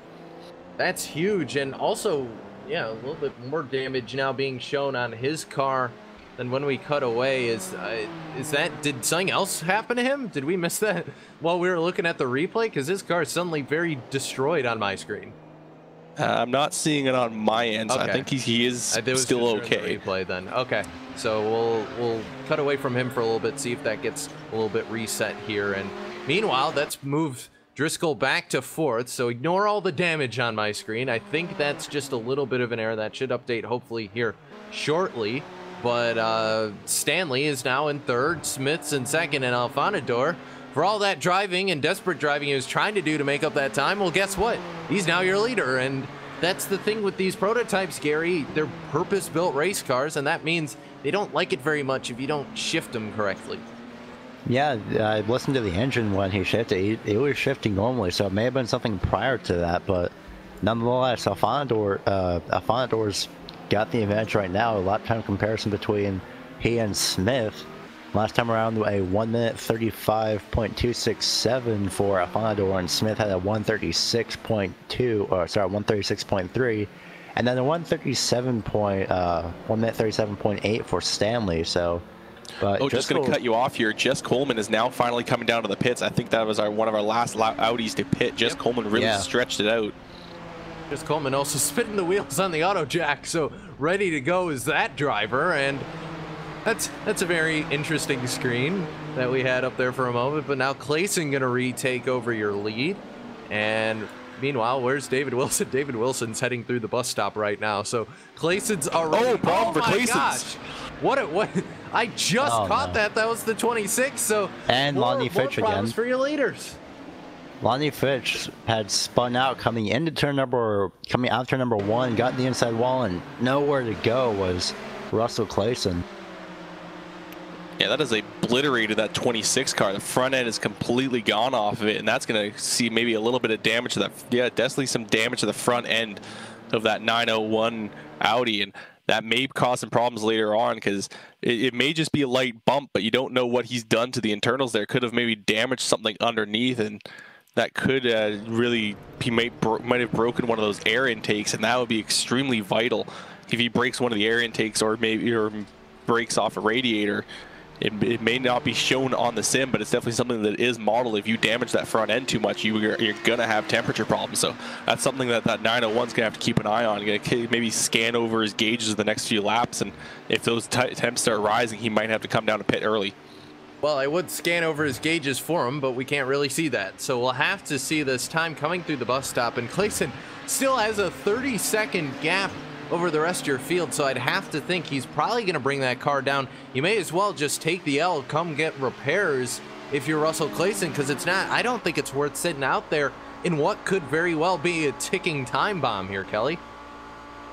Well, it may not be that it's that damaged. He's definitely have to keep an eye on it. Out. I don't know. I would be so paranoid, and with a lead that big, I'd almost say it's worth the risk of coming down pit road. But no, Clayson going to stay out here, and Lonnie Fitch, meanwhile, you saw on pit road. So the 26 machine is not going to be going anywhere anytime soon. Probably has to get a replaced engine there for that car, but either way, damage being repaired to the 26. So it seems like all our leaders, as we cut back to the 941, and all that damage has miraculously been removed off the car, so we're back to good now. Tom Stanley is gone over where Steven Driscoll has, and your leaders have basically run into the wars, as it seems like. So I really hope this doesn't turn into the fact where if you're leading, things can go horribly wrong, because that's not going to be good eats for some of these guys. Oh, more problems on the racetrack. One of the Audis running into problems here. Taking a look, I think that might have been, yeah, it was the 23 I think I saw in the wall between so that was Caranici kind of hitting Caranci kind of hitting that split wall and getting that car stuck in the tires, and that's not the first time we've seen that throughout tonight. He's just kind of coming into turn 1. Looks like he cut just a little way too low. Lost control of that car, hit the grass, and slammed hard into that tire wall that splits that pit road wall. And there's some heavy damage. That 23 car ended up having to take a tow since that car was stuck. And He's going to have to spend a lot of time on pit road waiting for the tow and waiting for that damage to be repaired. So big problems for that 23 car. That's definitely going to take him out of contention. And that wasn't like the incident we saw before, Kelly. He full on sped into that. That was not fun at all. And that's going to be a lot more repairs than what we saw, I believe, with the car. Looking down the order here, I believe it was the Miller High Life entry. I'm blanking on who that was. Peterson, I believe. Yeah, Peterson, who ran into that issue before, who just kind of slightly caught the pit road wall. The 23 car just absolutely demolished it, and driver already out of that car, so that could very much be night over for him, as Mike Kelly has now come down pit road, and not sure what happened with the 3 car now. So more incidents. That's his second pit stop I'm showing on JRT, so out of pretty much everyone else that has one pit stop. That's not a scheduled stop. Something, maybe just... No, he did come down, so that was a scheduled stop, just normal. Yeah, he came down earlier tonight as well because he had some damage on that race car. I guess just some maintenance. Oh, he's going to get a little bit of the curb there coming off of pit road a little bit. But apart from that, I think we're going to be good to go here for a while. And looking through your field, well, they're all going to be stacked up in front of him because we got a bunch of cars here. You got Coleman still very much in touch with Riley here, and throw Josh Nowak into this. Oh, problems for Riley. Gets a little loose there. Yeah, it's the peloton's reforming once again, and we're gonna have a big cloud of Audis here in about a moment. I'm just keeping my eye on Russell Clayson because I feel like as paranoid as I am, I'd be even more paranoid if I was a driver and here, no, it's not coming to pit road. I thought it was for a moment, but it isn't. I feel like his engine's just gonna blow up if he keeps going on. But nothing yet. For Clayson, you're saying? Yeah. After that damage? I mean, looking at the cosmetic damage, there's not a lot, and that, of course, won't tell the whole story, but I agree with you. I think he should have brought that car just so you don't risk it, but, I mean, if the car's running fast, you know, why bother? And if the car seems okay, may as well not risk it, I guess. So for Russell Clayson, could be a ticking time bomb, may not be as well. So we'll just have to see. As there goes our former leader there in Steven Driscoll, trying to close up the gap on Tom Stanley and not having a whole lot of luck right now, Kelly. No, not a lot of luck at all, and that's really something that kind of factors into endurance racing. One bad move can really put a damper on your entire night, and we've seen that with a few other drivers. It looks like Clayson currently is kind of getting a little bit lucky with his kind of unlucky moment, as that car is still running pretty well on the racetrack, still keeping up his gap over Wilson, who's way far back in the field compared to everyone else. But as you mentioned, that little group of Audis is starting to form up again. It's not as big as it was before. It looks like it's only Thompson, Coleman, and Burke at the moment, but they're starting to slowly catch up to Josh Nowak, and a few of these guys are going to try to see if they can stretch this last little bit of fuel, maybe possibly to the end of this race, but I don't know if that it's going to quite last as long. I think they will need one more pit stop, and maybe not quite full tank of fuel, but maybe another half tank. And we're going to meanwhile flashback to a driver we haven't gotten a chance to talk a lot about. It's Michael Lightly, and starting to catch Jose Wilcox in that 706 car. I've seen that car kind of hanging around the corners of the screen all day, and now for Mike, it's going to be a case he's kind of starting to come into a battle. Has done an excellent job this race. Started 32nd overall, running 25th, which, if you're counting at home, 10th overall. Had to manually count that. That's not a lot of fun, but 10th in class, I should say. I keep messing that up, but Golightly very much having a decent day. He's up 7 spots, and regardless of how the start of the race went, Kelly, Gary, that should be just kind of a good gain in general for Mike there. Yeah, I'd be proud of that. Survived everything else, and I believe he did manage to make it by that first incident, especially if he's still going. But actually, no, I do remember that he got a small piece of it, but luckily he is still going, and ironically 7 positions out from where he started. At least that's what I'm showing for GRT, I believe. I'm not sure, but 7 positions up in the number 77, and I'd say that would be pretty good. That's a lucky number? Yeah, it seems like it. And we just swapped to this battle with Ross Banfield here, the 897, trying to hold off the 4 Danny Resser. So kind of some of these guys that we haven't been able to talk a whole lot about today they're in a little bit of a battle, so we can show them a little bit. And Banfield, I'm not quite sure the relation between himself and Andy. I'll have to get clarification on that. But side by side is Resser going to go the outside on Ross, and he's going to know Danny's going to hit the wall. They're going to make contact. No. That's 2-car incident. And commentator Curse strikes again. Hold on to it, Danny. He will. That's going to be an unsafe pit entry, though. And that got all out of shape right there after he caught the safer barrier there, Kelly. Yeah, I don't know what happened to him. It looks like he's pulling over that car, though, and might be getting out for the night. He's pulled that thing he's brought that car to a stop of just off to the side of pit entry, but that car is still on the racetrack. So I don't know what he's doing at this moment, but it's definitely not a good, basically not a good play right there. I don't know what happened there. There was a lot of space between him and the Banfield as they were going to the tri-oval. He just kind of went right into that safer barrier. I don't know if he was just trying to watch Banfield out of his mirror and didn't realize that the track was turning there, but he slammed that wall, and really there was no need for him. He had a lot of room, and I think it was maybe just a lapse of focus. And now going to cut back to the live pictures. Apparently the ticker has been like frozen, and nobody told me. So I was like, what? Stop talking about 5th through 8th. I'm like, we're not talking about 5th through 8th. There's plenty of guys. But I didn't realize the ticker was stuck because I've been focusing on the action here. So I do apologize on that. And now hopefully the ticker will actually be somewhat useful now. And continuing on here, we took a quick look at your leader, German Alfandor, who's, remember, inherited that lead. And your former leader, Stephen Driscoll, is run 4th right now and about 2.5 off that car in front of him. So starting to slowly gain back the time he lost. And it's Tom Stanley in front of him. So that battle will be brewing in the not too distant future. And Resser, you see down on pit road, the damage to that car. But back to the battle we left for those guys, which was Golightly and Wilcox. That's here comes Russell at pit road. Yeah, and he is going to head down pit road right now, Gary. Yeah, probably scheduled, probably not, but this is a good time for him to fix the damage that he's gotten. And of course, David Wilson next in line for that lead once again. So actually, I believe for the first time as Russell gets that vehicle fixed, I'm going to look for Wilson. He's in NASCAR. He's just now coming out of NASCAR turn 4 right about now. So keeping an eye on Russell's time. They've been in pit road for, say, about a minute 4 seconds roughly. That's the Audi's full time. But no, actually Russell's down and away. So maybe just a few quick splash and go as it's going to be pretty close. But I believe it's actually going to carry up to the International Horseshoe as, well, we have, in a way we have a race, but at the same time it's separated by a wall. But Wilson getting that advantage, and, well, he's your new class leader for the Audi.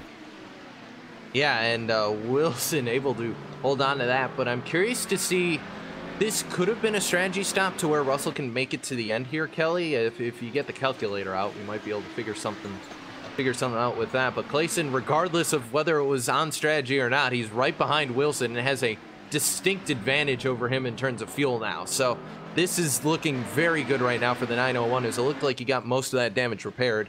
So I think he's going to be good to go to the end here. It could be part strategy. It could be just part making the most of what you got. He had to replace that front end. It could have been, seeing those temps rising, and decided just the time to fix that damage and see what I can do and get a little bit of splash of gas while I'm at it. And it may have enough to make it to the end. It's still another hour and 30 minutes. I don't think, or almost an hour and 10 minutes, I guess. I don't know if that car can't quite last at that long. So I think he may need some more fuel before the end of this, but he just took that time to get that front end. That front end is now looking brand new on that race car, so he doesn't have to worry about that anymore. And now I'll have to see what Russell Clayson will bring to the field. As he's going to try to make the move outside of Wilson now, going through to NASCAR's 3 and 4. Yep, Clayson up on the top side, going to try and make the pass happen. And side by side they go out of NASCAR turn number 4. It'll be neck and neck here, and this is going to be very interesting. No, he will clear him that time. So it looks like Clayson to the lead now, and Wilson going to fall back to second. And now the prototype traffic coming into play here. I thought that might have affected the battle there directly, but now John Keefe going to catch up to them. And Keefe closing in now, the driver of the number 276. He's looking for more. Going to jump to the inside of David A. Wilson and make that pass happen. So very good job by Keefe to make that pass almost perfectly. It perfectly timed going through the International Horseshoe. Head for the West Horseshoe once again. Everybody starting to spread back out. It's time to go back and look at the peloton once again, because Riley Thompson, Jess Coleman, Carl Burke, they're all still together and they're all still racing. And these three have got to start to they've got to be getting to know each other fairly well at this point here, Gary. I'm starting to see a pattern here. You can't break these guys up for pretty much this entire race. They've just been together. And there's no way to break them up. No matter how many prototypes they went through, pit stops or whatever, these three drivers are still with each other. Although I believe the battle is unfortunately ruined when it comes to the NASCAR circuit. But it's really interesting when it comes to the road course. So maybe they're all just trying to wait and get some type of a pass at the right moment, as Jess Coleman's the closest one to Thompson right now, but he's actually going to back off right now. Has to head into the inner loop, and oh, nothing yet. Relatively calm. Yeah, relatively calm right now, and they've all kind of stuck together and really haven't shown any reason why they'd want to be separated from that. But now Josh Nowak was just able to make the pass on David Wilson, so now throw Nowak into this battle for the lead. He's going to look for more as they head across the driveway right now, and Nowak in the position to take the lead away from Russell Clayson, who's been so dominant in this first half of the race. And Clayson, defensive move into turn number 1. Kelly holds onto it there and got a little bit desperate there, but this is your battle for your GTO lead. Yeah, Nowak had a bit of an opportunity coming off NASCAR 4. He had the momentum with the draft, decided to just back off for the minute. And then I kind of took a look to the inside of turn 1 there, so we'll have to see next time around if he's going to use that draft to his advantage. But look at that gap Clayson opened up already on that first couple of corners, and Nowak's now trying to see what he can do to gain up on him, and really some great braking from him actually will bring him right back to the bumper of that 901 car. So this is really starting to shape up into an intense battle for that Audi lead. And but the question is Nowak going to try to make that pass, or is he still wanting to extend the length of this fuel run here? So we'll get an answer this time as they go through the NASCAR bankings of this racetrack, and we'll wonder if Nowak's going to try to make the move after the bus stop, or if he's just going to sit there and draft that 901 car. Yeah, no, and for Clayson, I think it's a case where it's almost you're kind of holding off the inevitable, because you know how strong that draft is in the Audis here, Gary. And coming into this is going to be the perfect spot if Nowak can get a good run off the bus stop. It was a really good run actually by Clayson, and he might be able to hold him at bay, but we'll have to see. Nowak, he'll be coming with a vengeance though through 3 and 4, and this could very well be a lost cause. Yeah, look at the closing speed. Josh Nowak coming from pretty much out of nowhere. Wasn't he involved in a wreck earlier, or was that just me? Maybe it was just the traffic that was from earlier, but he's waiting. I think he's waiting behind Clayson at this point, because he had a really good run going through 3 and 4, and it all of a sudden just kind of neutraled out. So it's another case where we're seeing these drivers wait very much to make those moves. I'm not sure if they're confident in this overspeed of the cars. Like, they have to set it up perfectly in a way. Yeah, locking up the tires a little bit with Nowak, but nonetheless, maybe he just decided, okay, now's not the time. Maybe it could be something for later in the race. You know, that's what everyone tries to figure out what to do between the start of the race and probably the halfway point, as he's going to overspeed just a little bit. Looks like he locked up the tires, but nonetheless, he's still going. And of course, here comes Tom Stanley to kind of ruin that battle just a little bit. Yeah, and Tom Stanley fell back to 8th position right now. Not sure what happened in the 961, but been keeping an eye on these Audis for a while, and I guess that means it's time to go back and take a look through your prototypes really quickly. And Alfanador continuing to lead that field. Took over, of course, from Steven Driscoll and has done a fantastic job. Really hasn't been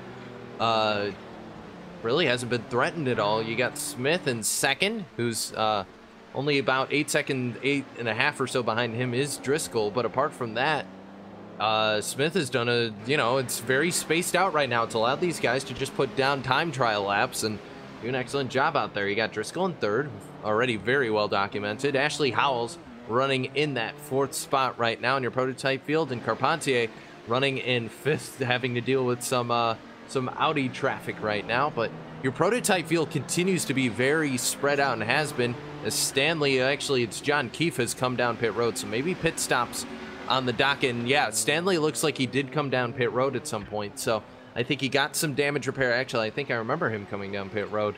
So some damage repair to the 961 of some kind has fallen back a little bit because of it. But apart from that, everybody else very spaced out in your prototype field.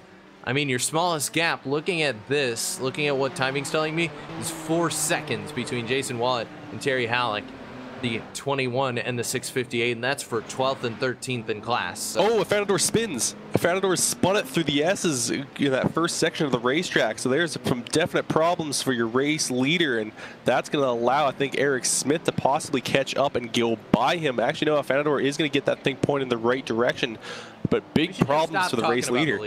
We just need to stop talking about the leaders, because that happened again.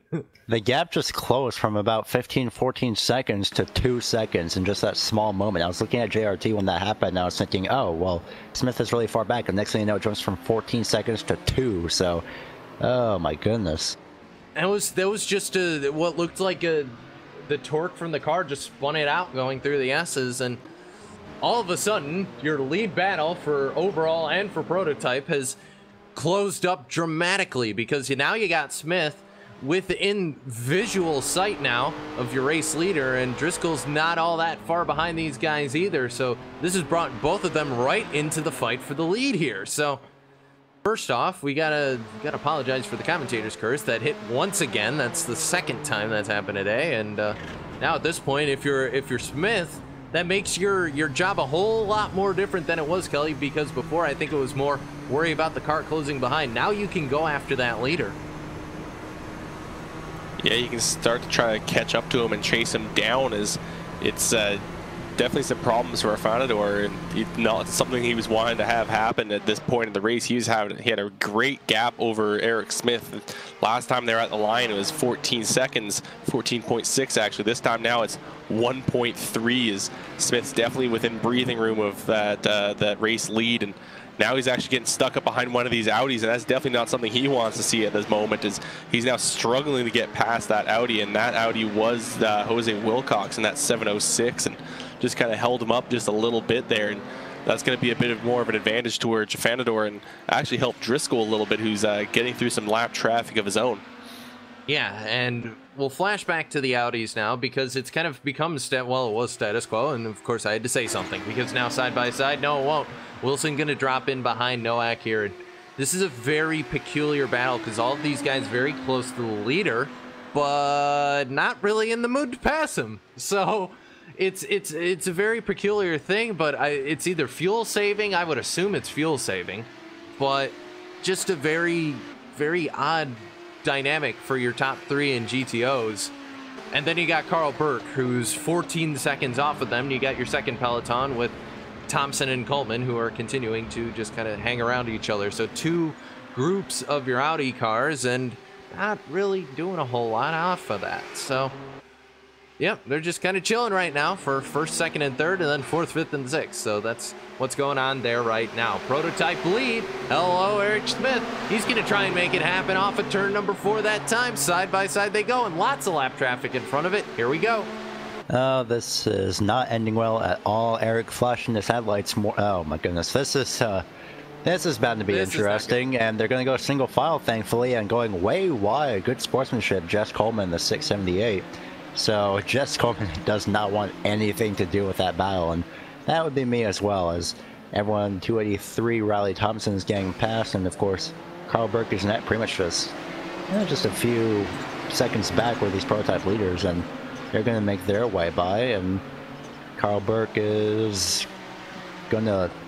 Actually, no, Smith is actually going to make his way by, but now that gap has opened up just a little bit, as Terry Halleck is also going to get past, and that prototype number 21, and that time by Smith had the lead at the start-finish line, but that was the start-finish line, and Smith gets loose, and that's going to cost him a little bit of time. A little bit of time, but still very much in play here, and Smith definitely still in draft range of catching back up to your leader. Well, maybe not draft range, but definitely can catch up Afanador here as they come out of NASCAR Turn 2. Meanwhile, Steven Driscoll, that lap traffic helped him out because he's only 6 seconds now behind Smith, so we'll keep an eye on those three as well. But Nowak's caught back up to your leader again, so, checking in on those two, and Let's see what the 7-Eleven does, because I haven't seen anything that tells me he's going to try and make a pass on your leader right now. And very wide goes Clayson there, but everybody very spaced out right now in your Audi lead. Yeah, Nowak's just kind of holding off on every pass that he's had the opportunity for, and he's really just wanting to extend this fuel run that he can, and maybe take a little bit less fuel on his next stop so that he has a bit of a shorter pit stop, and that could be a good strategy for him. I mean, there is going to be at least one more pit stop for these Audis, possibly even two, as we're still coming over about halfway through this race. And so we'll have to see if maybe he can make it to the end after one more pit stop. He might not have to take a full tank of fuel, and that's going to help him on that and give him more track position if he has to take in less fuel. Oh, he actually gets into him. Oh, big problems with the 7-Eleven. He rear ends our race leader, Russell Clayson, and then gets tagged by one of the prototypes, and that was Paul Lewis, who ends up T-boning that race car.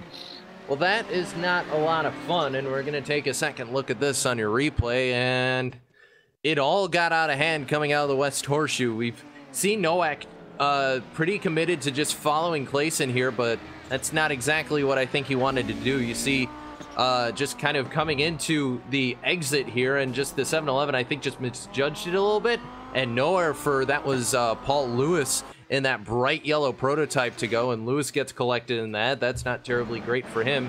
And you see 7-Eleven back out on track. Not a lot of cosmetic damage because of it, but that basically throws away Nowak where Nowak was, and he's going to have to make all that time up. And any saving he was doing, if he wants it after this lead, he's going to have to throw that all out the window. So Nowak, it all backfired for him, and he's going to have to make that time up. And David Wilson, who inherits that second spot, is now about 4.5 seconds or so behind it as he goes wide to kind of avoid some of that prototype traffic. It's now 5 seconds. And Clayson back to a decent cushion here over the rest of your field. So even after that incident he was in, things starting to look better for the driver of the 901. Paul Lewis, meanwhile, also has pulled that car down to pit road to try and get some repairs to his car. And as for your prototype lead, it's gotten back out to about 2 seconds. So Smith had the opportunity to try and close in on your leader. And like you said, Gary, got a little bit loose coming onto the oval. I think it threw away that lap for a bit. Now Smith's going to have to make all this back up again. Yeah, he's been stuck at about 1.8 between 2 seconds now, and I'm looking at JRT. It's gone between, well, now it's down to 1.3, 1.27, 2.5, 4, 3. It's closing in. So, of course, lap time comparisons. Eric Smith was about, I'm going to take a wild guess and say about 0.5 faster, 0.05 faster, I should say. So 0.05 seconds faster was Smith that last time around. And yep, definitely, yeah, JRT confirms that by highlighting that in blue, and they can make their way by Russell Clayson, who not seeing any visible damage on that. But look at this, Smith has completely closed that gap within that one lap, from 1.8 seconds to practically 0 right now, and he's going to make his way by on the driver's right side. And once again, he's going to get the lead at the start finish line. Maybe not side by side. Yes, he will by about car length. No, not quite. One. No, and what a dive on him. Oh, wow. By Alfanador. That was a fantastic entry into one, and Smith had to back out of it. So it was a very valiant move there, but Kelly wasn't able to get the job done. And Smith right now going to have to settle and wait till the oval, I think. I think he locked up his tires, too. Yeah. Yeah, he did. Yeah, another lockup by Fanador. And actually that was a risky entry to turn 1, because you are braking as you're turning in there. And that definitely is a place where you can throw that car out of balance if you slam on those brakes too hard while turning like that. But he was able to keep that car planted, and that was a really fast entry to turn 1, and there's nothing Eric Smith could do compared to that kind of move that Fanador did. But now Fanador's going to have a lot of problems trying to defend from this next move, as Smith's going to have another good opportunity to draft onto Fanador. But German got a great launch out of that corner. So carrying some good momentum. He's going to get a bit of draft of his own from that lap traffic of both an Audi, and I think that is another prototype, John Keefe. Yeah, John Keefe. So Fanador is going to get a bit of advantage and a little bit of help of his own. So I don't know if Smith's going to be able to really make an attempt on that race lead this time. Yep.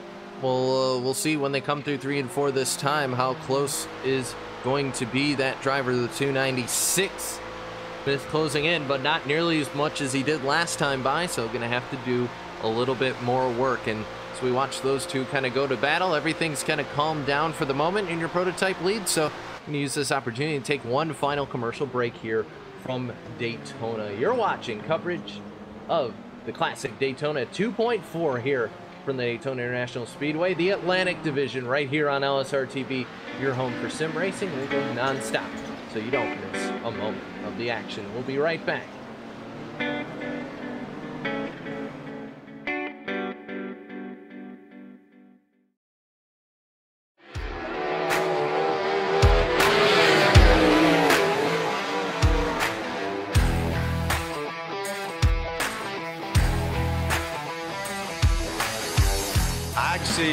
Really enjoy dirt racing. Feels good to get in the car, and we have great cars and engines and things at KKR, so it's nice to drive a fast sprint car.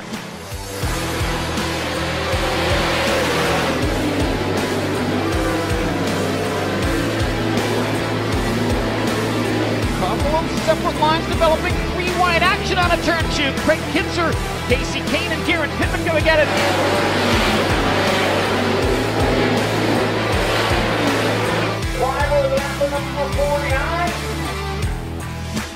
I think the differences between NASCAR and the sprint races on dirt is just a much different mindset.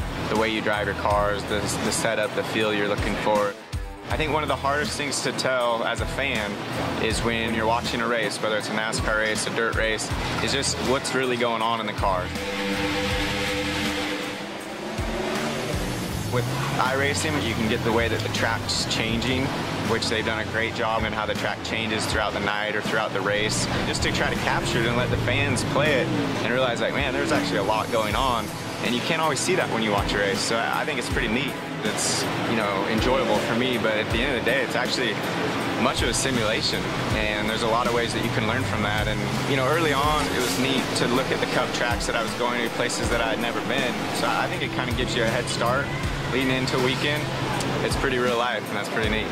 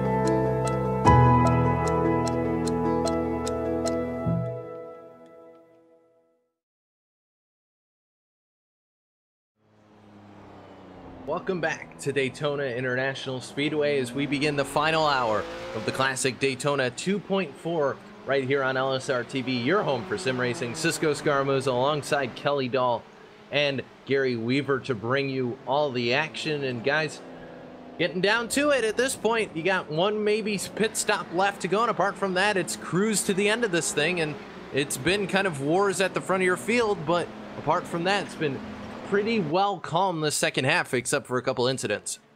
Yeah, and speaking of wars, we've got one going on between Josh Nowak and David Wilson Jr., who are trying to battle for that second place in the GTO field, and those nearly got into each other as they've been dealing with this lap traffic of looks like Terry Wellman kind of hold them up a little bit as they went through there, and now they've got Ashley Howell trying to get around them as well. And that was needlessly problems for both of those Audi Quattros as they kind of just wobbled a little bit. Well, both of them got a little loose going into that international horseshoe, and Josh Nowak just got that position, I think, a lap ago as he drafted past David Wilson, and this is a battle that's been brewing between these two for a while. They've been pretty close together, and I don't know if this is going to be the end of it just yet, because we'll have to see if Wilson can be able to close that gap that's now been opened up between the two of them.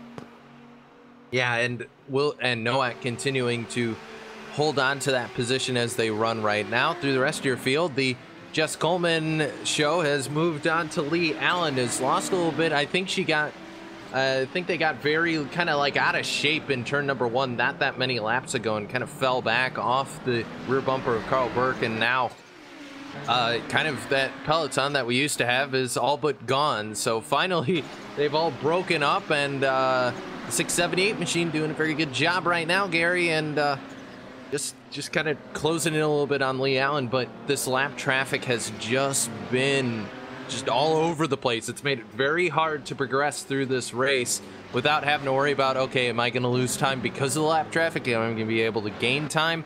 Kind of throws, you know, your who's going to be fastest all out the window.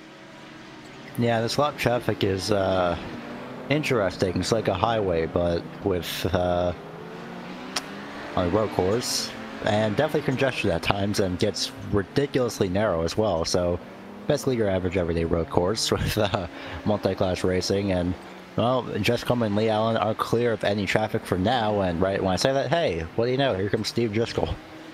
Yeah, and Steve Driscoll, who's just trying to rebound at this point after getting involved, after blowing up his gearbox going through the bus stop, and is trying to desperately recover what he can here, and sitting in a good position because he's about 3.7 off of Smith, and Smith's only 4.5 off of Alfanador. So very much in the case where Driscoll has the opportunity to make things happen here, but he's gonna have to put the foot on the pedal here if he hopes to catch them back up. But we were riding along a lot with Alfanador as well as Smith during the break there, and got plenty of the prototypes. And meanwhile, that battle between Wilson and Nowak's kind of all but kind of sorted itself out here, and Nowak about a second or so over Wilson at this point. We'll cut back and see if they begin to close, but Allen all over the back bumper of Coleman right now, as Coleman was able to make that pass, and Allen trying to get the cutback, but not really in a position to do so. So just Coleman back up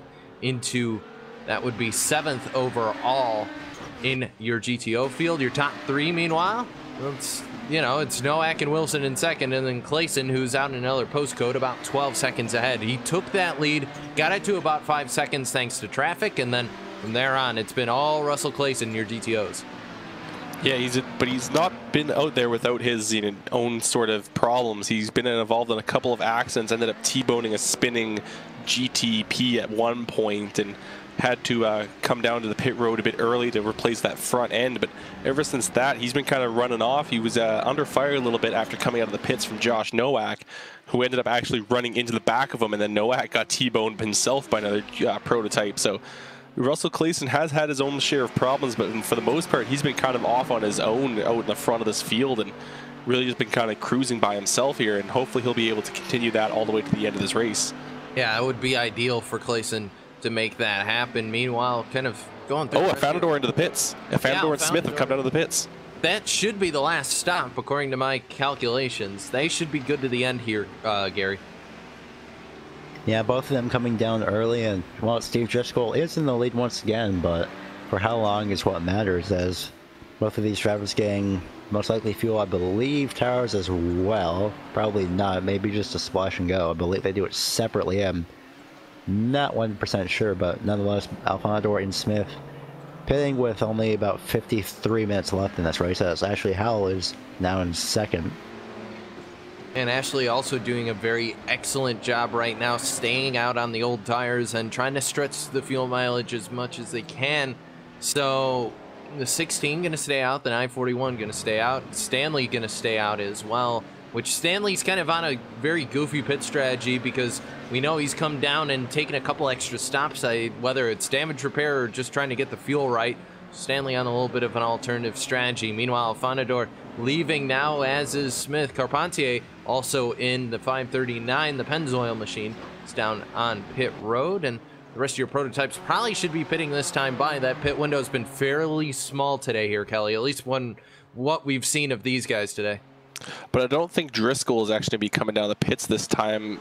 As I say that, he's been kind of shading that yellow line, but he did end up having to take that pit stop out of sequence when he blew up his engine, or blew up whatever it was in that race car. So I'd expect to see him stay out just a little bit longer until he is kind of low on fuel. So we're not going to be able to see where he's going to cycle into the field just yet, but it is going to give him an opportunity to run a few quick race laps by himself. And we saw earlier on in this race, he does have some speed in that race car, but I don't know how much that's been affected by that damage he had to the internals of that car.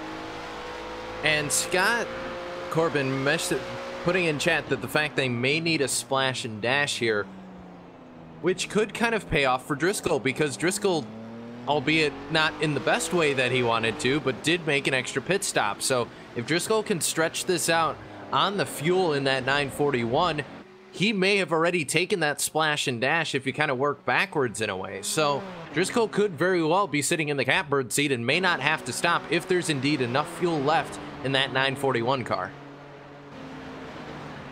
Yeah, probably took advantage during that repair, and of course Ashley Howell now at the pit road, and still keeping an eye on the GRT scoring. Nothing as of yet for your Audis for pit road, so probably just waiting until the correct moment to actually pit.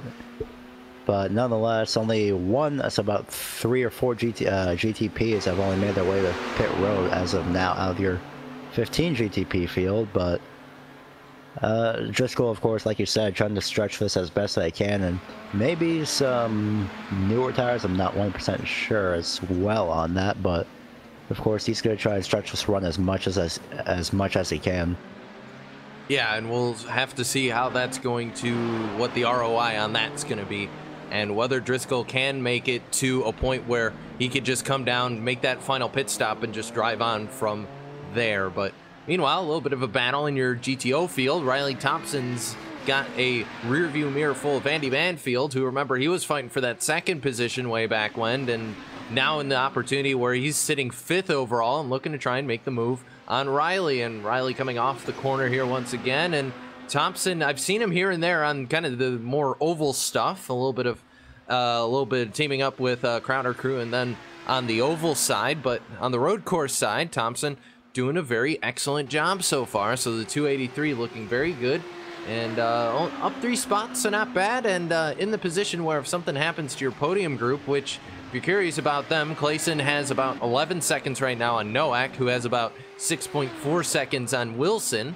Those 3 are all very spread out now, unlike how they were before, and looks like everybody's kind of calmed down as a result in your GTO field, because apart from Banfield and Thompson, everybody else is at least, well, except for Randy Ludwig, who actually will see Banfield look like he's going to hit pit road this time, so pit stop coming for the 6th, and Ludwig here was about a second or so off Ronnie Osmore, but apart from that, it's 3 seconds or more the rest of your gaps in your field here. So everybody very spread out now in your GTO field here, Kelly.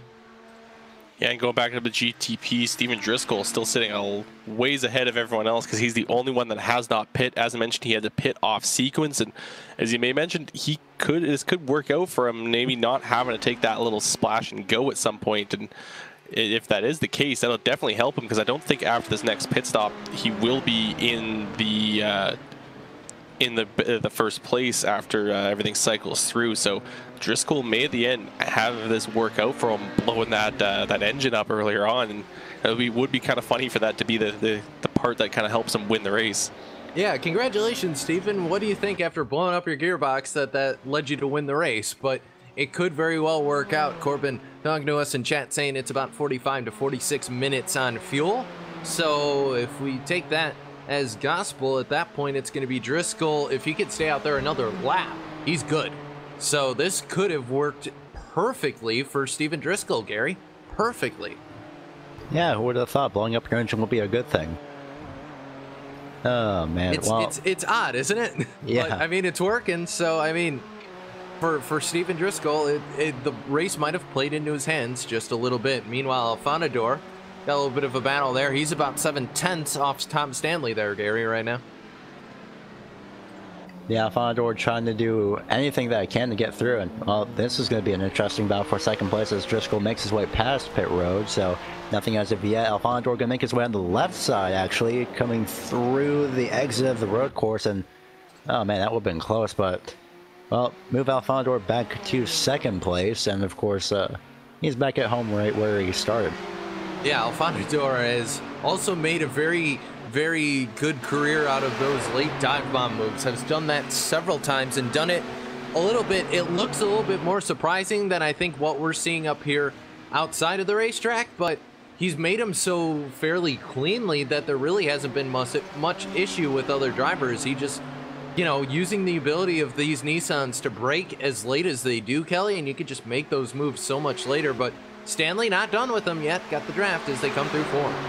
Yeah, Stanley's definitely going to have a bit of an advantage using that draft, but we've seen a couple times where he's tried to make that move into turn one. It just hasn't worked out for him, and it may be in his mind that he's going to want to kind of draft here and maybe take out that splash and dash pit stop, and if that is the case, that could definitely help him, as I'm sure that he will pass Steven Driscoll, as Driscoll is going to need, he's only got about 58-second gap, but I think that pit stop for those GTPs, if I remember, is just a little bit over a minute, so Driscoll's going to have to run down a couple faster laps. Stanley's going to have to keep the fuel burn manageable as well as Alfonador, and to be able to maybe compete with Driscoll, not having to do the last splash. But there's going to be a lot of fuel saving under those cars to have to make that happen, though.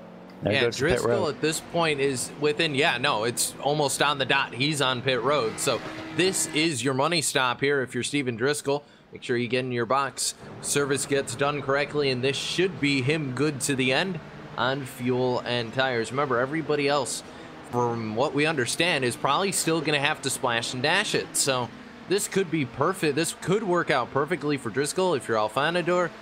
If you're not really going to have another fuel mode to work with, so this is, of course, 1989. So if you're Alfonador, I guess just coast when you can and hope you could save some sort of fuel, Gary. Yeah, 44 minutes remaining, about 44 and a half actually, as Driscoll getting that refuel. So thanks to Scott, we may actually know that Driscoll can last to the end. He's pretty much, like you said, he is just about to make it, but of course Alfonador is still a good amount of ways back. I'm showing JRT with 52 seconds and closing. Actually, no, it just passed the start finish line. Here he comes into turn number one. There he goes. So Alfonador, I believe, someone just nailed the cones, but nonetheless Alfonador back in the lead right now, as Tom Stady is now back in second. Yeah, and Driscoll just leaving pit road right now, and it should be fairly clean track. You got one prototype there. It's Lonnie Fitch, who, remember, had that huge incident with our GTO leader kind of in your middle portion of the race. But Driscoll at this point is sitting in the catbird seat because he doesn't have to make another stop, is really not that far behind Smith, Stanley, Alfonador. So assuming those top three are going to have to pit, this should be game, set, match for Driscoll, just as long as, he keeps the car out of the wars for the rest of the race. So everything looking good for them right now, and you gotta feel good if you're the 941 here, Kelly, knowing you've got that last stop out of the way. It's just cruise control at this point, and make sure you don't mess up. Yeah, make sure you don't mess up, make sure you don't blow anything else up. Hope that all that car holds together at the moment, but there's the other thing of just trying to make it through that traffic safely. We've seen a couple incidents here, is just kind of people just being in the wrong place, wrong time, and not being able to get out of the way. But we haven't had any major problems stemming from the closing speed between these cars. And we can just get another quick example of it, as Driscoll was flying by that other prototype of, other GTO of David Wilson, who he did see. Another thing, we'll have to talk about those Audis, but a couple of them are coming down for pit service. Carl Burke has come down. I think Russell Clayson is going to be good for maybe a little bit longer, as he did make that earlier stop, but Josh Nowak's going to have to come down soon. I think Riley Thompson is going to be coming down soon as well, but I believe David Wilson has already done his possible last pit stop.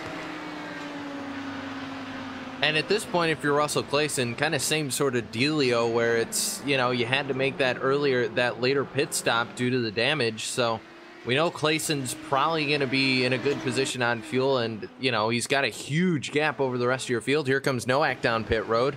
We're going to see the same out of Thompson, who's running third in class, I should say, on your Audis.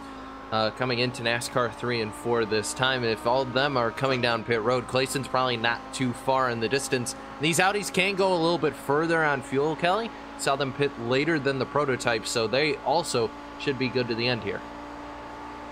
Yeah, but just watching Russell Clayson, he got a little bit loose coming through that western horseshoe.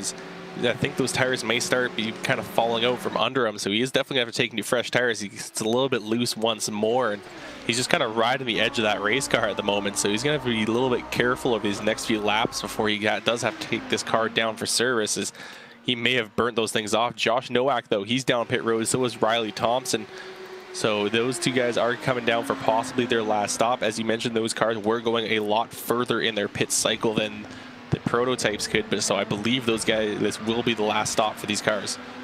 Yeah, and that'll make things a lot easier for us in the math department, because Russell Clayson, he's going to have the best fuel mileage out of all of them and could very well have the lead by the time this pit cycle is complete. He'll come around turns 3 and 4 this time and look for pit road. Nope, not this time. So Clayson going to stay out another lap and building that lead, though he is starting to look a little bit loose on those tires. Meanwhile, Smith and Stanley, that's going to be a battle here in the not too distant future. About 8/10 now between them. Have that lap car in the way, the 897 of Ross Banfield, and Smith just trying to get around him. Will do so now into the final kind of hairpin here before we head back onto the NASCAR oval. And Stanley's got a little bit of an issue here because Smith is close enough to where he will begin to sniff a little bit of a draft, and this could be a battle for second here before too long. Yeah, we've seen a lot of gaps closing through NASCAR turns 3 and 4, and of course through tri-oval as well, and sometimes beginning or ending at the tri-oval, but definitely, well, I completely thought it was a different section of the racetrack. That was my mistake, but then again, I am right in some ways because, well, we're actually going to see if that can happen as Smith is actually going to go to the low side. He's actually going to do this early, maybe not. He's going to be right behind Stanley, practically bum drafting him through the corner, almost. About a foot distance, and he's still going to stay on the high side, the right side of the track. So Eric Smith to the start-finish line, battling Tom Stanley at the start-finish line. It will be Stanley by a very close margin of about 5,000–6,000, about 4,000ths of a second. But Stanley does manage to hang on to that second place position heading into turn 1, and he got a little bit of lap traffic in front of him too. Yeah, Stanley holding on to that position, but Smith all over the rear bumper of him as they come through the International Horseshoe once again. And this is the closest battle we got on track right now, so we're going to stick with them. Coming through now towards the West Horseshoe, you got the kink, and Smith going to get out of it, and lap car is there. It's the 77 we saw not too long ago. That's Go Lightly. And now 296. Nope, he's going to get stuck behind, and that's not good because that'll bring Driscoll into this fight. You see that pink and yellow machine off in the corner of your picture. He's very much in this battle as well as they leave the road course once again, and this is now almost turned into a 3-car fight for second. Yeah, Driscoll getting a good launch off the corner, getting held up slightly though by that Audi, and that's going to help out Eric Smith just a little bit as he's going to try to see what he can get with a draft from Stanley, but Driscoll's going to be just kind of hanging off the tail ends of that draft coming off of Smith, so we'll see how much of a gap that gap will close, and Stanley's going to get held up a little bit by these Audis. That's going to fall right into the clutches of Smith, who gets a completely clear track, and look at him draft that Audi just a little bit before moving up the racetrack and get around him and drop him right back into that other draft. But Driscoll's going to use that same strategy, draft that Audi and close up this gap and make this a 3-car battle. And look at him trying to break. Oh, it looks like Stanley's coming down pit road, so Stanley is going to need another splash of fuel. He's realizing he's decided to do that now before he slows up anymore, trying to get involved with that battle. Yeah, and that's going to leave Driscoll now to pick up this battle with Smith. And remember, Driscoll's good to the end, so Driscoll's not going to have to pit here, and very much in a perfect position here to take over the lead from Alfanador and Smith, assuming those two cannot make it on fuel. And even if they can make it on fuel, you know they're going to be saving Gary, and Driscoll has no reason to save. He can go all out here if he needs to. Yeah, Driscoll's got the advantage, and again, who would have thought blowing your engine would be a good thing, and of course that is paying off for him by a massive amount, as your top 3 is pretty much still the same, but it's completely swapped, as Alfanador started second, he's in first, Eric Smith started third, he's in second, but the one that's really got the bad end of this is Steven Driscoll. He started first, but now he's in third, but may soon be back into second place, but it's going to be a while before he can catch up to Smith. Yeah. Meanwhile, your group for GTOs here is shuffled up a bit because you got Clayson, Nowak, and Coleman. All we're still waiting on stops for, I believe. and all still have not made their pit stop. So these three are gotten a lot of fuel mileage. They've done a very good job of saving their fuel and maybe trying to.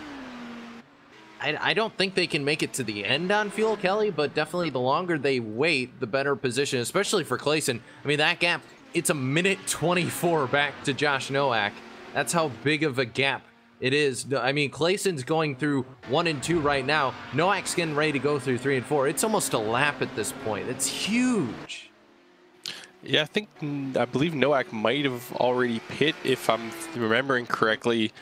But I know and Coleman did then.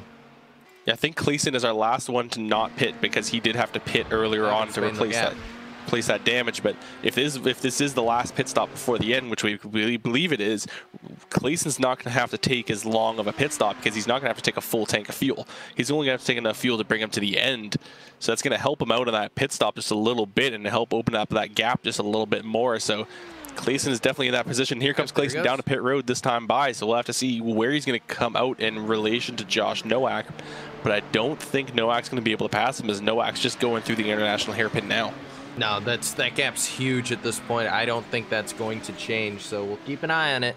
But we're going to jump back to Steven Driscoll because he's broken the 1 second gap or so between himself and Smith. Smith got to be starting to worry a little bit because you know that 941 is going to be flying through traffic trying to get back to the lead. And he doesn't even necessarily need to. He's in a very good position when it comes to fuel, but still very fast is our pole sitter and doing an excellent job in 3 and 4 right now. Closing up. It's 1.1 now in 3 and 4 and continuing to close. But that's the closest battle in the rest of your field. That 1 second or so. Through the rest of your prototype field, you got 6 seconds between Tom Stanley and Ashley Howell. So those two very kind of spaced out, and that's kind of been the tale for a lot of this race. Everybody's spread out except for the kind of same battles that we've seen over and over. So yeah, Nowak has already pitted, so you are in fact correct, Kelly. We're just waiting on Clayson at this point to pit. So well, actually he already pit. Yeah, he did just pit. He did just pit. So Clayson, good. And Nowak, meanwhile, is just coming through. We'll cut on car. Just coming through 4 at that point. Clayson is in the West Horseshoe. So yeah, Clayson's fine. Unless a meteor strikes or another car spins in front of him, knock on wood, Clayson's gonna just be off to the races at this point. And you know, at this point, it comes down to a fuel battle between Driscoll and the rest of your prototype field as to who determines the overall and prototype winner of this thing. Yeah, it's gonna be a. Oh, sorry. Go ahead. Well, I'm just saying, speaking of that battle, looks like Eric Smith starting to be caught by Driscoll here. As Driscoll is starting to close up that gap just a little bit, and they're starting to make their way through the Audis. And there's a really slow Audi there. Looks like Stefan Wang. Looks like he's a number of laps down. He's been encountering tons of problems throughout the race, and he's going really slow around this racetrack. Yeah, started 25th, running 34th. Not sure if he was involved with that initial incident we saw at the onset of the race, but definitely not a good start for him. And as for the rest of your field, everything's kind of sorted itself out after that initial incident. It was a big stack up. If you remember, it was the 7-Eleven actually of Josh Nowak who had that incident, and he's kind of returned to back where he was in second place. So I guess a bit of a resurgence for the 7-Eleven, but the problem is it's put him 40 seconds behind your leader of Russell Clayson. So definitely good rebound for the 7-Eleven, but it's still going to be, he's going to need, I think, a miracle at this point if he's going to catch your GTO leader of Russell Clayson. And as for, looks like possible pit stop for Kanata there, Joshua Kanata, and that could signal the start of prototype pit stops here. Yeah, Kanata is coming into pit road, I believe. And oh wait, hold up, we have a spin. That's Eric Smith around. I think they actually made contact. No, Eric Smith just spun around in front of Driscoll, and Driscoll barely made it by. So that's coming out of the road course. Yeah. While we were watching that car in pit road, we'll take a second look, and yeah, you saw Driscoll starting to close in, maybe a psych out effect on Smith, but they go through the West Horseshoe, you see, and coming up to the final corner before they get back onto the oval, and it looks like just a little bit of lockup, and that's all it took. Yep, car just got loose underneath Smith, and round it goes, and Driscoll did a very good job to avoid that. And just like that, Driscoll up 2 seconds spot now, and Alfanador, the only car between Driscoll and the lead once again. And at this point, if you're Alfanador, your only chance is save enough fuel to make it to the end of this thing. But Driscoll's coming, and he's coming in a hurry. Down to 8 seconds already. It was 10, not when Driscoll went through 3 and 4. So that gap is closing, Kelly. Yeah, that gap is definitely closing. Alfanador, he's been quick, but he hasn't been consistent. We've seen his gaps, like he'll gain on someone, then suddenly lose them, and he hasn't been the most consistent driver here today. And really, that's going to help out Driscoll a little bit. But another thing that's going to help out Driscoll is I don't think Alfanador is going to be able to take that fuel run to the end. He is going to most likely going to have to come down pit road, take a quick splash of fuel. So I think Driscoll is going to be the one, that's going to come out on top at the end of this. But Alfanador is trying to use this draft as much as he can, and he's just kind of hiding behind Terry Wellman right now at the moment, and seeing if he can save a little bit of fuel for the time being.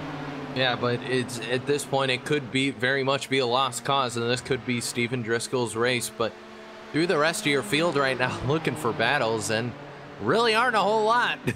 There's at least as far as side by side is concerned, your closest battle.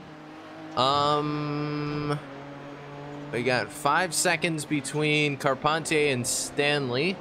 You got 5 seconds between Wilson and Coleman, who coincidentally were like in the same position on the track. But apart from that, how about Brandon Whitworth? About 5 seconds or so off Rick Scott in the 60. Both of them, we haven't even talked about them all day today.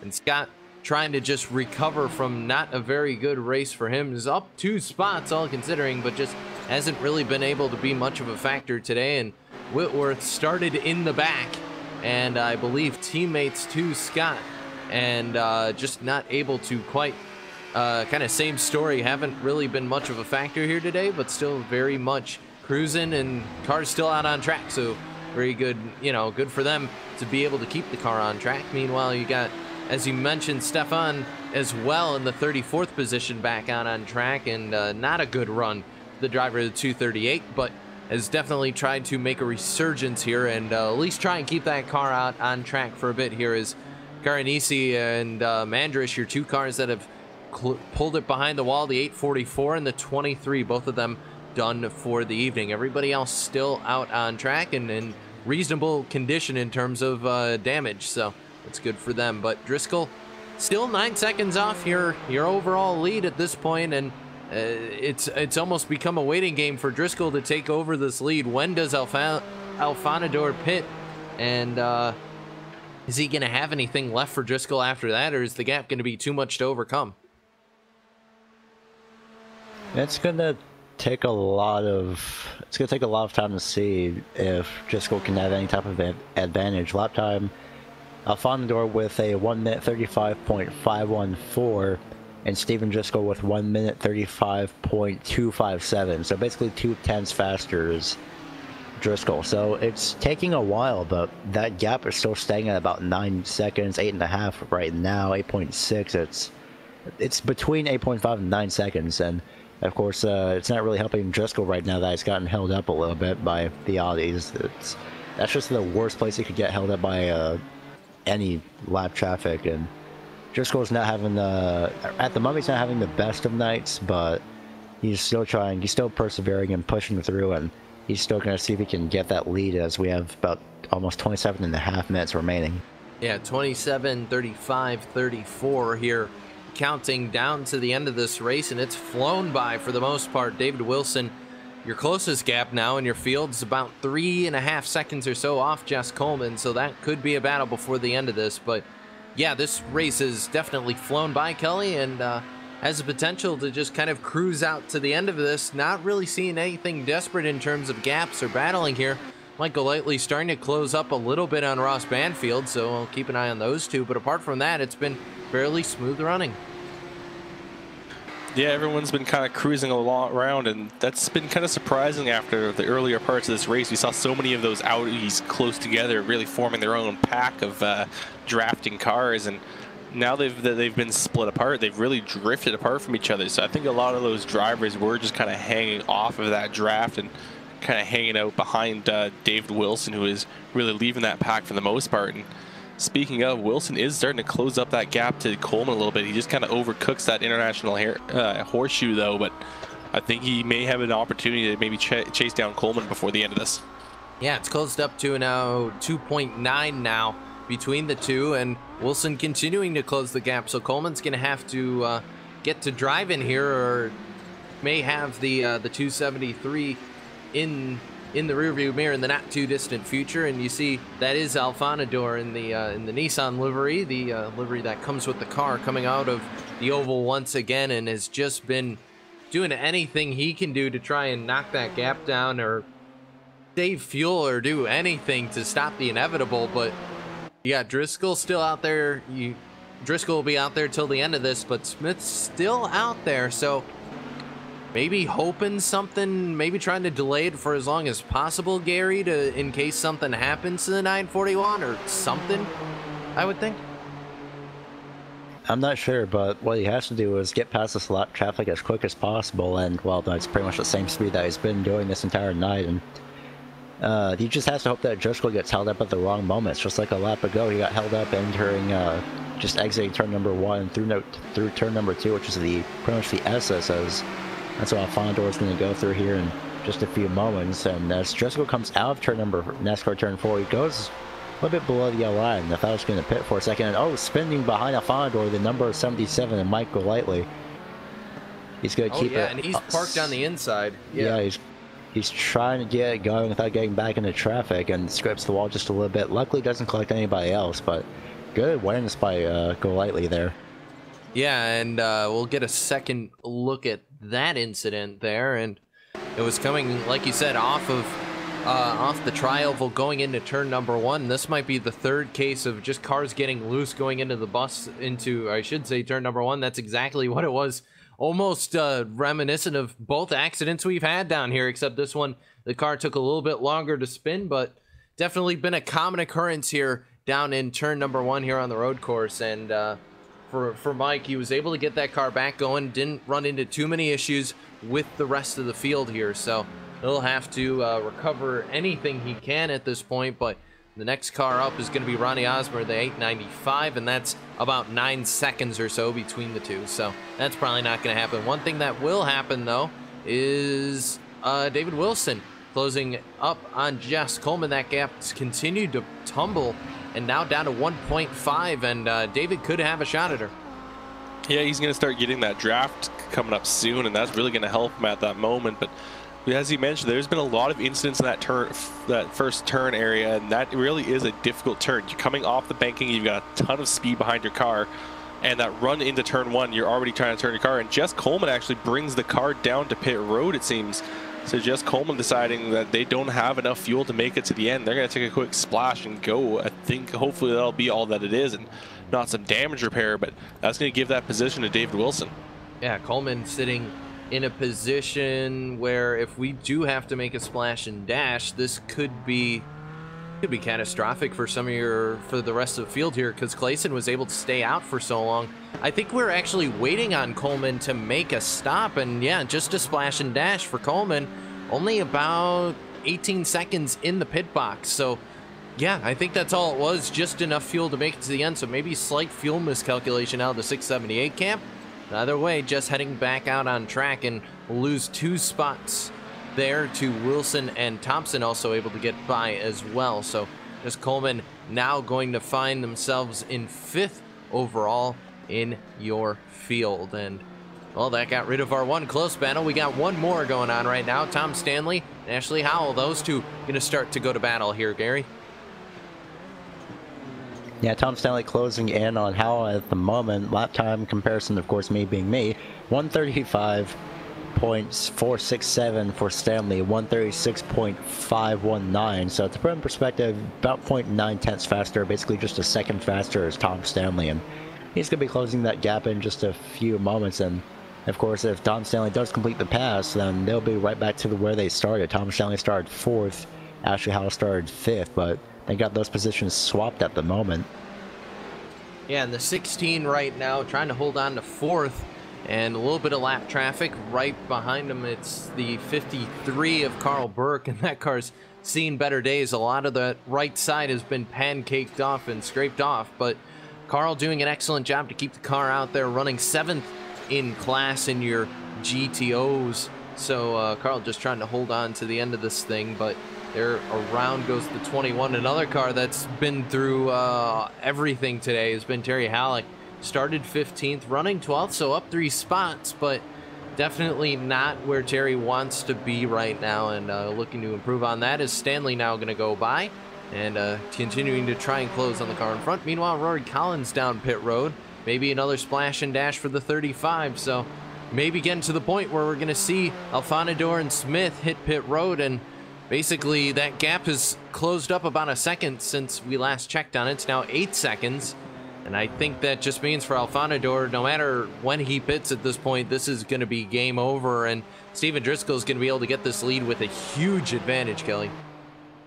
Yeah, if German does need to come down that pit road, that is going to be just take him out of that race, that possibility for the win, and really just hand it over to Driscoll. He's sitting 20 seconds over Eric Smith's behind him.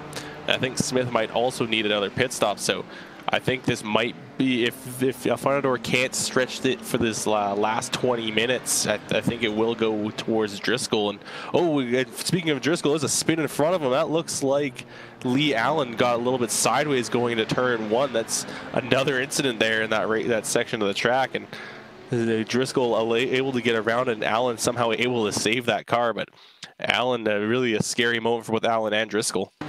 Yeah, second look at it on your replay right now, and Lee goes into turn number 1, and it's turn number 1 again. So we've seen majority of the incidents. I think Lee even had his own earlier on into turn number 1, so Driscoll was able to get past that one. But turn number 1, another incident, and oh, wait a minute, Eric Smith is off track.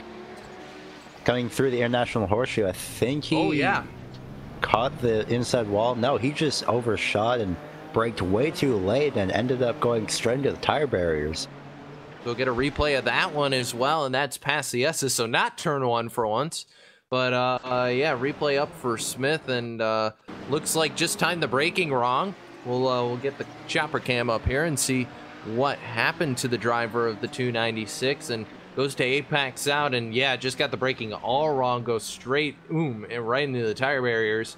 And just, yeah, gets the car turned back around and gets it back on track. But that, if Smith was going to have any chance, that it all just went out the window. And it was a very slim chance as it was, but that's now completely out and could put Smith in the position where, no, Howell's still about 30 seconds off. So I'm not sure that Howell's going to be able to catch Smith. You see the lights blinking behind. It's Tom Stanley there.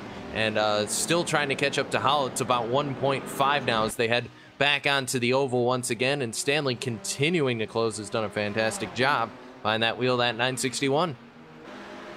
Yeah, but there's also the thing with the damage to Eric Smith. He did bang up the front end of that car, and he's actually come down pit road. Yeah, so he is going to decide to fix up that damage. It doesn't look all that bad, but I guess it did feel that bad to him on the racetrack. So he's coming to bring that car down pit road, going to maybe fix up that front end a little bit, because he did stuff that thing into the tires. It probably could have. Sorry, Cisco. It probably could have gotten that steering damage just a little bit as well. I was thinking that, and also the case where if you're Smith and you were still waiting on a stop here and you needed fuel, I guess why not? So you may as well take the L now and not have it bite you later. So I think Smith decided, let's just get the damage repaired and get as quick of a car as we can back out there and try and make up some of the positions, and maybe a little bit of congestion here when Smith comes back off of pit road. And plenty of cars all around the driver of the 296, but should merge out and should be good to go. Right behind, actually, Tom Stanley, as Smith going to go back off again. And more problems for the 296, and looks like all of a sudden got very loose. Yeah, braking into the corner, and yeah, just almost lost it, overcorrected. On the bright side, didn't put into the wall this time, but that's something with that corner for him now. Yeah, he nearly took out the GTO leader as well afterwards. They're coming down the straight. He just didn't realize he wasn't quite clear and kind of squeezed out that 901. So it's not the end of the race without a little bit of drama, but yeah, we're watching it right there. And Russell Clayson, who we haven't talked about in a little bit here because of just the overall gap that he has on the rest of the field, nearly got put into the grass, but no, able to hold on to it there. And look, no, Alfonador stayed out. I thought he came down pit road, but nope, just leaving the road course right there. So Alfonador continuing to stay out. And the question is it enough fuel? I mean, by everything we've been told, it's not going to be enough, and that Alfonador isn't going to make it. But is it a possibility? We don't know. We don't know if Alfonador is to pit, but everything points to the fact that he does. And it's just kind of waiting, just still waiting. Yeah, we'll have to. Yeah, I'm sure he is not going to be able to make it, and he's trying to go as long as he can, maybe hoping that Driscoll might encounter some problems or someone else, or maybe just wait until the last moment, because you're a bit faster when you've got that less fuel in your car. So what's the point of weighing down your car now when you're still gonna have to come? You're gonna have to come down that pit road at some point. So just get that little bit of faster laps that you can with lighter fuel tank, and then come down. Oh, a bit of a wobble actually for Alfonador, but he does hold on to that race car, and he is gonna just try to run as cleanly as he can, and I'm sure he'll be able to stay in front of the other drivers and be able to come home in second at the very least. Well, it's a traffic jam not too up the road from him, and it's a bunch of GTO cars all stuck behind the 706, the lap machine of Jose Wilcox, but you got Jess Coleman and Riley Thompson, who was about 2 seconds off Coleman, but that's all gone out the window because Coleman got stuck behind the 706 and also had the leader of Clayson right there as well. So it all got jammed up there and has brought Riley Thompson into this fight here. And now you see Clayson trying to get around Coleman, and if Clayson's able to do this, will be almost 2 laps ahead of most of the field. So a huge margin for the 901 in terms of just dominance over the field. So Clayson doing an excellent job, and Coleman going to continue to hold on barely to being only 1 lap down to the rest of your leaders, and just trying to make things happen. And yep, to the top side goes the number 901, and yep, that's another lap down for Coleman. And just Clayson has been on a tear, guys.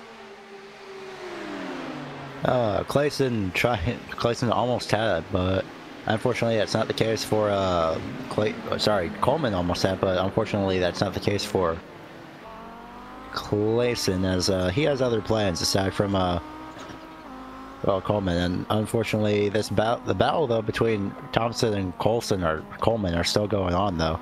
I think I confused you with the two drivers. Yeah, I think it's just the pronunciation.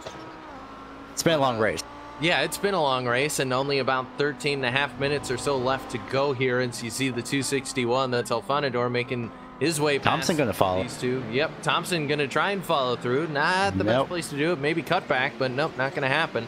So this could happen on the oval here, and Jess is gonna have to play some defense against Riley Thompson. And Thompson now leaves a little bit of a cut to the inside, but nothing quite there yet. Onto the oval we go. Thompson trying to close.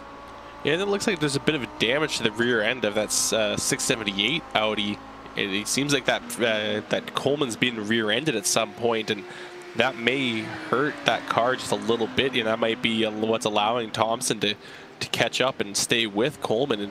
But now Thompson's got that draft there. He was able to use that draft a little bit heading into the bus stop, but he's going to have to get a great launch off the bus stop here, and he does. That's definitely going to allow him to have an opportunity, but again, decides not to make that pass just yet. A little tap of the brake as well, actually, just going to try to stay behind Coleman.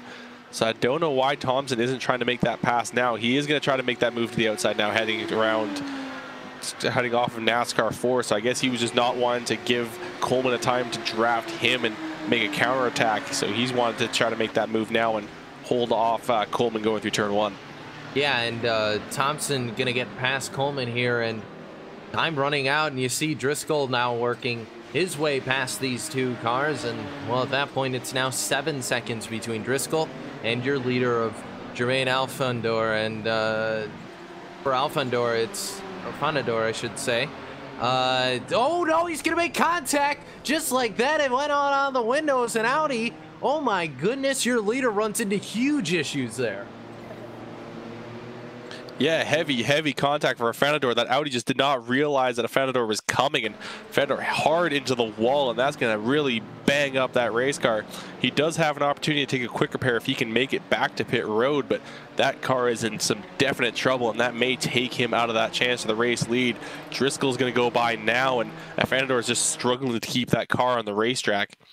That contact was with Rick Scott, but I mean, in Rick's defense, there was almost zero room for Affanador. Affanador looked like he just came in right at the last moment, so I don't think Rick expected Affanador to dive in right then, so that's still huge problems, and, well, this is definitely going to be talked about. Yeah, and we'll get one more shot on board Affanador here, and you see the gap kind of close, and I think Scott just wasn't ready, and just bam, right there, Affanador right into the left side, and it all went wrong from there for the 261, and Scott goes nose first into the wall behind Affanador, so that is a massive issue right there. It has basically thrown away any shot Affanador had at a podium even. He's brought that car down to pit road, and some massive repairs need to happen to that Nissan machine, and it's put Driscoll, Stanley, and now Smith, your top three, and all of a sudden, this is Steven Driscoll's race by a minute at this point. Tom Stanley, you can see him all the way still trying to get around the oval here, coming out of turns 3 and 4. So that's your difference. No, that was 1 and 2, so it's even worse. Driscoll through the road course, and Stanley only just getting to the bus stop now. So Steven Driscoll, a huge margin as well, and has basically put this race to bed for Driscoll with less than 10 minutes to go. Ashley Howell encountered some problems as well at some point, because that car is extremely banged up, at least what I'm seeing right now. No, that's just you. I think that's just you. Yeah, it could be possible that it is just me. Yeah, it looks like the car is fine now, so Ashley Howell is still okay on the racetrack. Affanador is actually out of the race car, so Affanador has called it a night. That car has taken too much damage, and that's unfortunate for him, as he was running a very good run. Yeah, frustration for the driver of the 261. I can't say I blame him. And with just around 9 minutes left to go, Steven Driscoll has retaken control over this race, and he got Tom Stanley and Smith still not completely out of the fight for second place. It's about 3 seconds up to Stanley. Smith, if he, oh no, never mind. Just did I say that? He goes spinning off the international horseshoe. This timing thing is getting kind of ridiculous. Yeah, time is winding down, and the action is starting to, well, the incidents are starting to start up, and oh my goodness.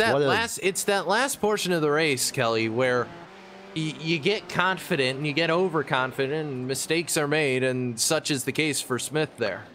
Yeah, and you also get a little tired because you have been driving and focusing hard for over 2 hours at this point, and really you start to get a little bit out of focus, and there goes Ashley Howell. Ashley was starting to catch up to Eric Smith, gets a big slide through that last corner on the road course and nearly loses control of that race car, but Ashley able to save it and try to keep up with Eric Smith, but that's really going to help Eric's opportunity to maintain that third position, that last podium position, because that kills a lot of Ashley's momentum. Yeah, Ash is going to try and close in here before the end of this thing, and as for the rest of your field, let's pray everybody else makes it out okay. Everybody else looking fairly spaced out once again. You got Coleman and Thompson, the battle that will not go away. Coleman's been able to stay with Riley here this last chunk of the race ever since Riley was able to get past Coleman. So this battle's still going to be very much a thing, and Coleman, a lot of gap there, is able to make up, but nothing able to happen there as they head towards the bus stop once again. Those two going to navigate in, then Coleman could be right back on the back bumper of the 283, so that could be a battle here before too long. So quick change in timing there, but it looks like everything's good there. And yeah, no, I think Thompson may have the opportunity where he might have to play a little bit of defense here on Coleman. Yeah, Coleman gonna move to, no, actually Coleman's gonna wait now, so a little bit of mind games. Now Coleman's gonna peek out to the outside, the driver's right side I should say, and nothing yet.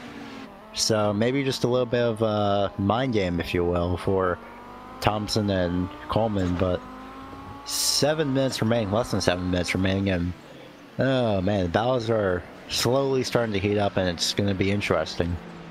Yeah, it is, and winding down at the same time. Ashley Howell, meanwhile, it's about 2.5. I saw it drop from 3 seconds to about 2.5. It might have just been them coming out of the road course onto the oval that big time change happened, but it's back to 2.8. So for all intents and purposes, your closest battle is still going to be Thompson and Coleman, but apart from that, it's once again very spaced out here. Is this race winding down? Only about 6.5 minutes now, about 6:20 left to go, Kelly, and Steven Driscoll at this point, just nothing. As long as nothing goes wrong for the 941, this will be cruise control to the end. Yeah, he's leading by 1 minute and 7 seconds. So if anything were to happen to the 941, it would have to be a huge incident for that car, because he's got such a massive gap that he could spin it off the corner for a couple laps and still not have any problems holding on to that gap, because there's less than 4 minutes left in this race, and Driscoll's got just such a massive gap that he can take it easy now, doesn't have to push the car at any point, and just make sure he safely passes any cars that may be in front of him. Got about 5 minutes, 40 seconds, 38, 37 or so. So about 5.5 minutes left to go, actually, for this race. And Driscoll, judging by the times, that could be about 3 or 4 laps or so. And Driscoll just have to pace it around as Stanley... Nope, Stanley's good. He blinked on me for a minute, but it looks like he's good to go. So at this point, it's just everybody hold on to their cars. And I think the last battle that we're going to see is going to be for that 4th place in GTOs between Coleman and Thompson. Nobody else is really close enough to be able to do anything here, Gary. Yeah, there's nothing anyone can do, actually. The gap is pretty much 1 minute 7 seconds. Ooh, oh no, contact! It's the 77 just came across the front nose of Riley Thompson. Thompson was able to hold on to it, so not a lot of damage for those two, but the 77 had come back on track. I think it fallen off track and tried to... I'm not sure why that was. Yeah, I'm not sure what that was. I don't see why you would go in front of someone if you're going to go to the left in the kink. Although I keep looking at this, but I think it looked like they were just both going for the same space at the wrong moment. I've seen that multiple times, and not just road course, but also on oval. But I'm not sure why you wouldn't give space there. There's enough room for at least 2 cars. But so Coleman got by, it looks like. Yeah, lost that position, and then Mike just turned right.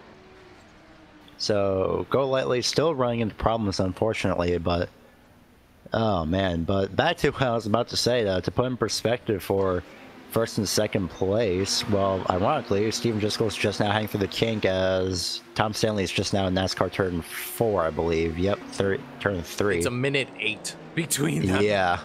No, wait, that's not even actually turn 3 and 4. That's the backstretch. Okay, yep. I think we know who wins the Nissan class. Kelly, the book's basically shut at this point. Not really a lot's going to be able to happen here. Like I said, the only battle we're really going to see at the end.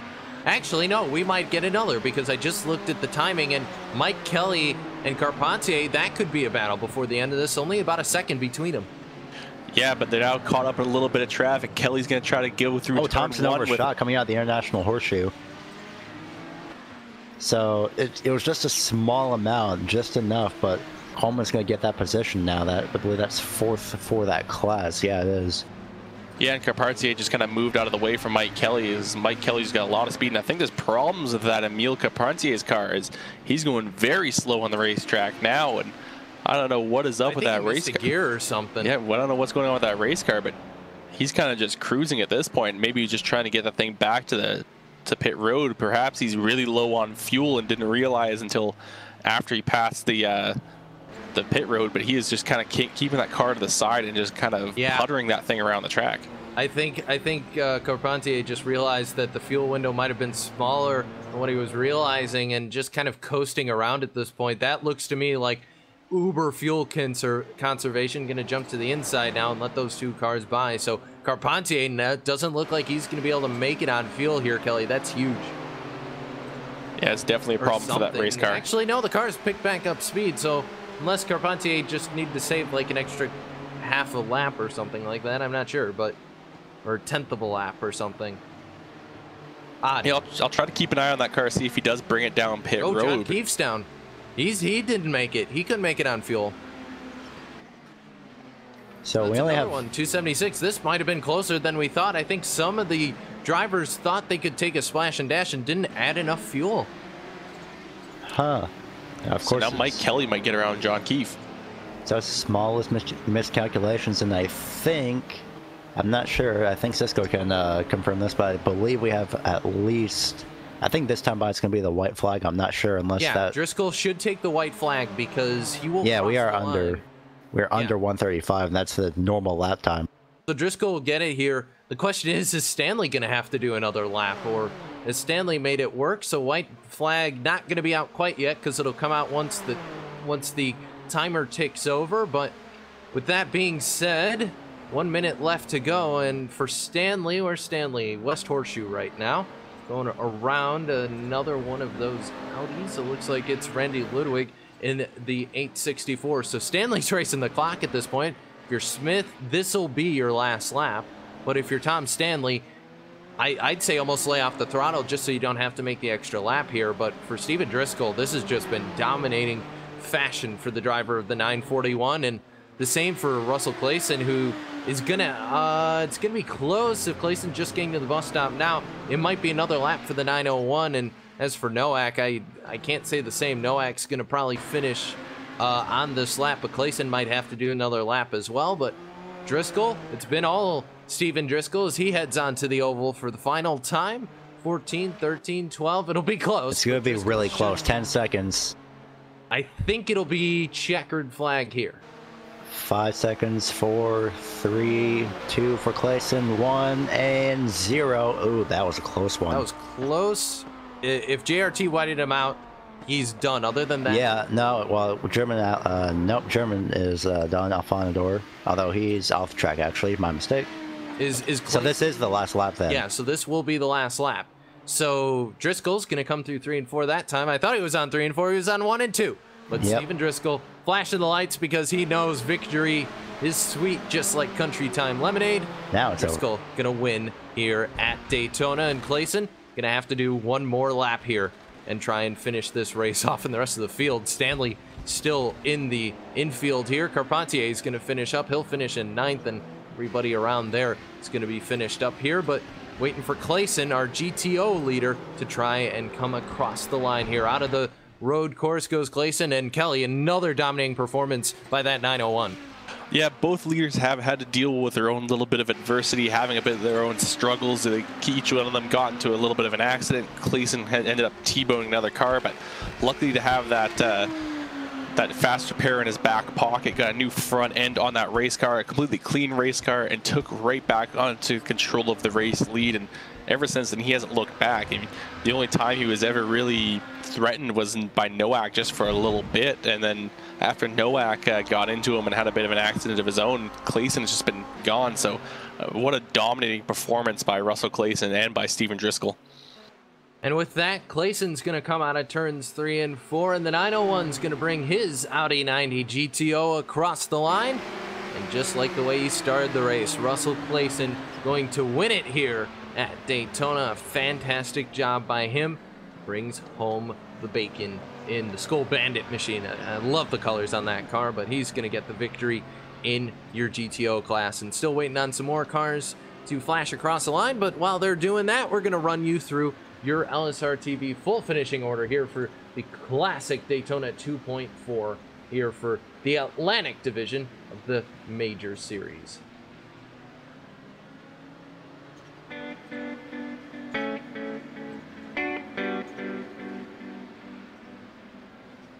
Final results, Steven Driscoll going to win it in the prototype division. Tom Stanley going to finish 2nd. 3rd going to go to Eric Smith. 4th going to go to Ashley Howell. 5th to Mike Kelly. 6th going to go to John Keefe. Paul R. Lewis going to be 7th. Joshua Kanata is going to be 8th. Amelia Carpentier is going to finish 9th. And Rory Collins rounds out your top 10. Terry Halleck will bring it home in 11th. Jason Wallet will finish in 12th. 13th will go to Terry Wellman. Lonnie Fitch brings it home 14th. 15th to Russell Clayson, who is your Audi GTO winner as mentioned. Josh Nowak comes home in 16th. David Wilson at 17th overall. 18th overall to Riley Thompson. Jess Coleman at 19th overall. Andy Banfield 20th overall. finishing 21st overall is going to be, well, yeah, finishing 21st overall is going to be Carl Burke. German Fondor, unfortunately, didn't get to finish the race with the other Nissan drivers, so he will be finishing 22nd. 23rd is going to go to Lee Allen in the 03. Ross Banfield and Jose Wilcox will be 24th and 25th. 26th goes to Ronnie Osmer. 27th is going to be Mike Golightly after multiple incidents, and somehow he still manages to finish, so props to him. Danny Resser is going to be finishing 28th. 29th goes to Randy Ludwig, and rounding out the top 30 is going to be Brandon Whitworth. And the rest of your field here, 31st, goes to Thomas Peterson. 22nd or 32nd. Wow, I'm losing my mind. Rick Scott gonna finish 32nd. 33rd to Stefan Vang. 34th gonna go to Edward Caranisi and Oliver Mandrish. Yes, and then Oliver Mandrish rounds out your field. It was a long race. It was 2.4 hours, and apparently I can't talk now. So before we do that, we're gonna step aside. I'm gonna punch my mouth in the mouth so that it figures itself out, and we'll be right back with your victors here from the Daytona 2.4 here for the Majors Atlantic Series. I need to stop talking for a minute. I'll be back. Hi, I'm Ryan Priest. I'm driving the number 20 JGR Toyota Xfinity car this weekend. Really great opportunity here at New Hampshire at my home track. Over the past 2 weeks, I've been on iRacing, practicing a little bit here and there with the modified and the NASCAR Xfinity car, so it's been a lot of fun. It's been a great tool for me to kind of get used to that stock car body again and be prepared for the race today. Well, yeah, it's a mile long, so the draft kind of plays into effect here with the modifieds, punches a big hole in the air, and we run restrictor plates, so it makes a big difference.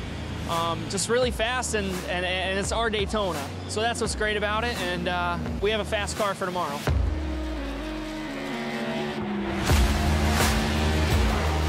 I think the biggest thing is they're heavier cars. The tire's a lot different, and the way you go about setting them up is a lot different. They use all 4 tires more than a modified, where we typically drive off the right rear, you know, so. Well, actually, it's funny. I raced NASCAR race in 2003 before iRacing came about. And then when iRacing came about, my friend Kevin Iannarelli, who works at iRacing, kind of told me, hey man, you need to switch over to this. And when I did, I was like, oh my God, this is like real life. So I started using it as a tool of mine to really prepare for modified races, whether it was Stafford or Thompson or Loudon, Bristol. And then obviously the Xfinity Series last year, going to road courses, trying to get laps, and use it as a tool that can get me as prepared as I could be without actually doing it. So it's been great.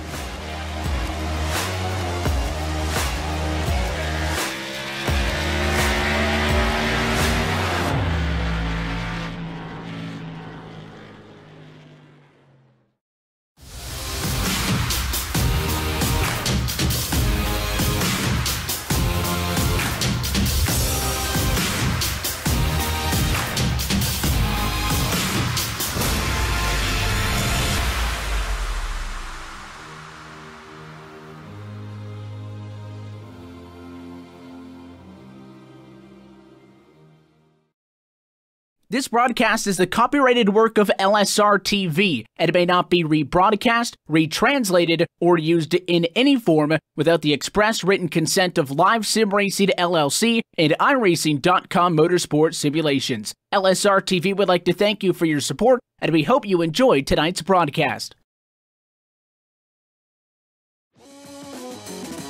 Back live here at Daytona as we begin the LSRTV post-race show, and we begin to talk to some of the drivers from today's Atlantic division of the the Major Series Classic Daytona 2.4. I keep wanting to call it Pack Majors, but that was a long time ago. Cisco Scaramuza, Gary, and Kelly Dahl along with you, and waiting on a couple drivers to come in, but Mr. Gary Weaver, I believe you've caught up. We're going to start with you, and you've caught up with Josh Nowak in that 711 car. Remember, he had a lot of incidents earlier on. You've caught up with him down there on pit road. Josh Nowak started 17th, finished 16th, basically started third in class, finished in second. Podium finish for you, and throughout all of that, and you still managed to finish second. So how did that race go for you? Yeah, just quite a lot disappointed in myself actually at the start there, and in the first stint just made so many mistakes, and then spun it on the first lap and got sent to the back, and then as I was making my way through, got in a tangle with another couple of Audis.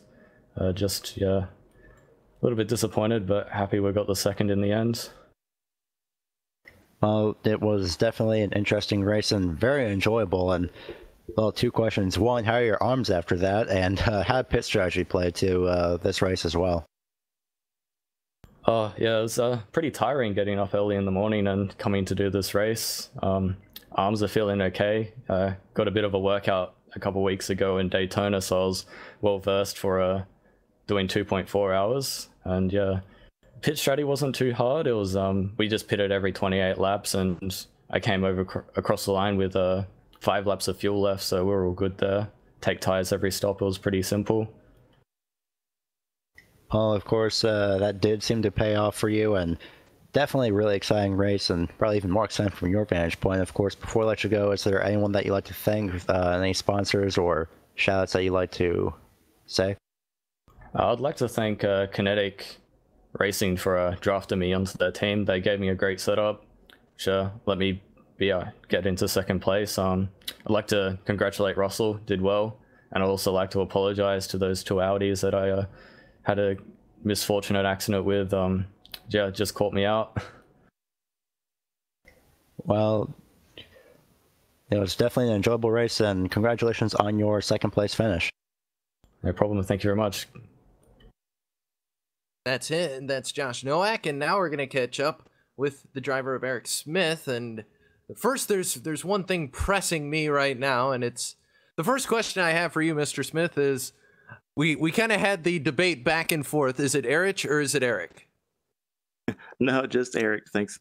Ah, darn it. Okay. It turns out I was wrong the whole time, but you finished third overall, third in the prototypes. Great run for you out there. We saw you battling, and it was a very interesting race, especially when it came down to strategy at the end. Talk us through it. Yeah, Steven just outdrove everybody and just swamped the field. Didn't have anything for him. And then made a few too many mistakes and let Tom pass me there. It's too bad Herman wrecked out there, my teammate. He was doing pretty well, but I think Steven was going to destroy him as well. And you were able to kind of rebound. We saw you have a couple spins towards the end of it, and seemed like the commentator's curse was in full effect tonight. But what was kind of your biggest challenge out there in the prototypes? They're so much faster than the Audis. Yeah, traffic management isn't too bad because the Audis are so slow. The challenge of driving this car is just the turbo kicks in that top end, and you just got to have the wheel straight before you can even go full throttle. And even if you get the slightest bit of confidence, it just will kick you out. But not having it. Well, you finished third here tonight. And Eric, before we let you go, sponsors, shout outs, anybody you want to say hello to out there? Definitely shout out to my teammate Russell for winning the GTO. That was great. Shout out to Herman as well, and Andy for V-Apex Racing. They're a great group of guys, and I'm glad Russell got that win there. That's Eric Smith. He finishes third in your prototype field, and I'm now going to pass it down to Kelly Dahl, who's caught up with Tom Stanley, another one of your podium finishers in the prototypes. Yeah, I'm here with Tom Stanley, second place finisher overall and second place in the prototypes. Tom, one of the things we saw people struggling with was the closing speed between the Audis and the Nissan GTPs. What was it like for you to get around that lap traffic? It was very difficult, especially on the infield, because the Audis have got their right way, but they are always lining up around in the middle of the track, so it's quite difficult to either get around the outside of them or go down the inside. But I did have a few tangles with them, especially with one driver more in particularly, because I think I spun him twice accidentally. But again, it's very close racing out there, especially on the infield. When it's on the oval, it's quite easy to pass them. Now, nearly 2 hours of racing we did here, and really as time goes on, it gets a little bit harder to focus? Like, were you struggling with keeping your focus? We saw a few other drivers kind of having a few lapses of judgment towards the end, but how was it for you as that time wore on? I think my past experience with endurance racing, with the past 24 hours of Daytona, I did 5 hours in the car non-stop, so the time in the car I'm used to it, but it can get a bit warm in the room if you've got the radiator on and you've got all your heat pumping out your equipment. All right, well, thanks for stopping to talk with us, Tom. Before we let you go, though, however, we're going to give you the floor and allow you to thank whoever you wish to thank for tonight's finish. Thank you to my teammate Stuart. He was spotting for me for the majority of that race. But again, thank you for him for helping me out. And yeah, hello to all the Pelican guys out there. All right, thank you very much for stopping and talking with us, Tom. No worries. Take care, guys. All right, that was Tom Stanley, the driver of the 961, our second place finish of the night. And now I'm going to send it back up to Cisco, and I believe that might be all for our drivers. Yeah, I think we've covered everybody, at least everybody that's here. So I guess that means I have to cue some music and get us out of here. But before we do that, Gary, final thoughts. I'll come to you first.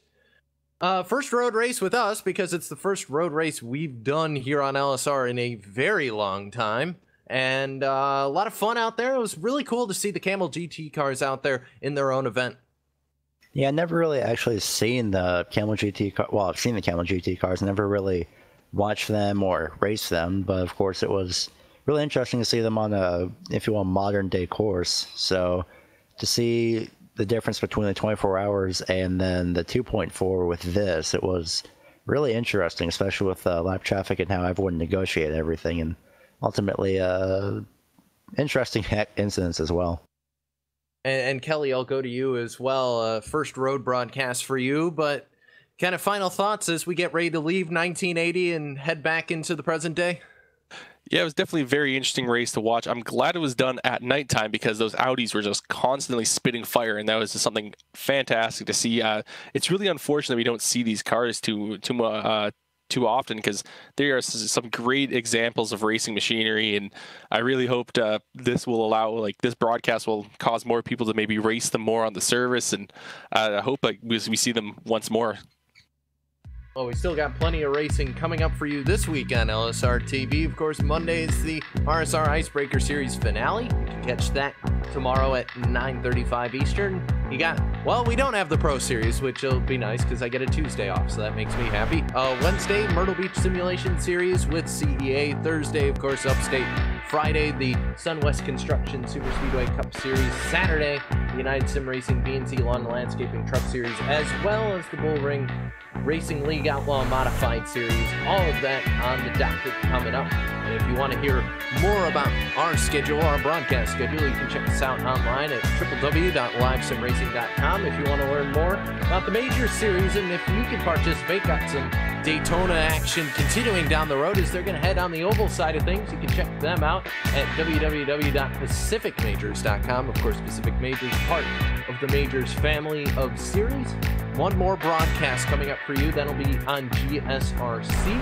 That'll be coming up later tonight. I'm not sure how they're going to line it up with the Super Bowl, but I'm sure we'll figure it out. But for everybody here behind the scenes who made it happen, for the broadcast crew this evening, for myself, Cisco Scarmuz, and Kelly Dahl, and Gary Weaver, this has been our coverage of the classic Daytona 2.4, and we'll see you around the turn. Good night, everybody.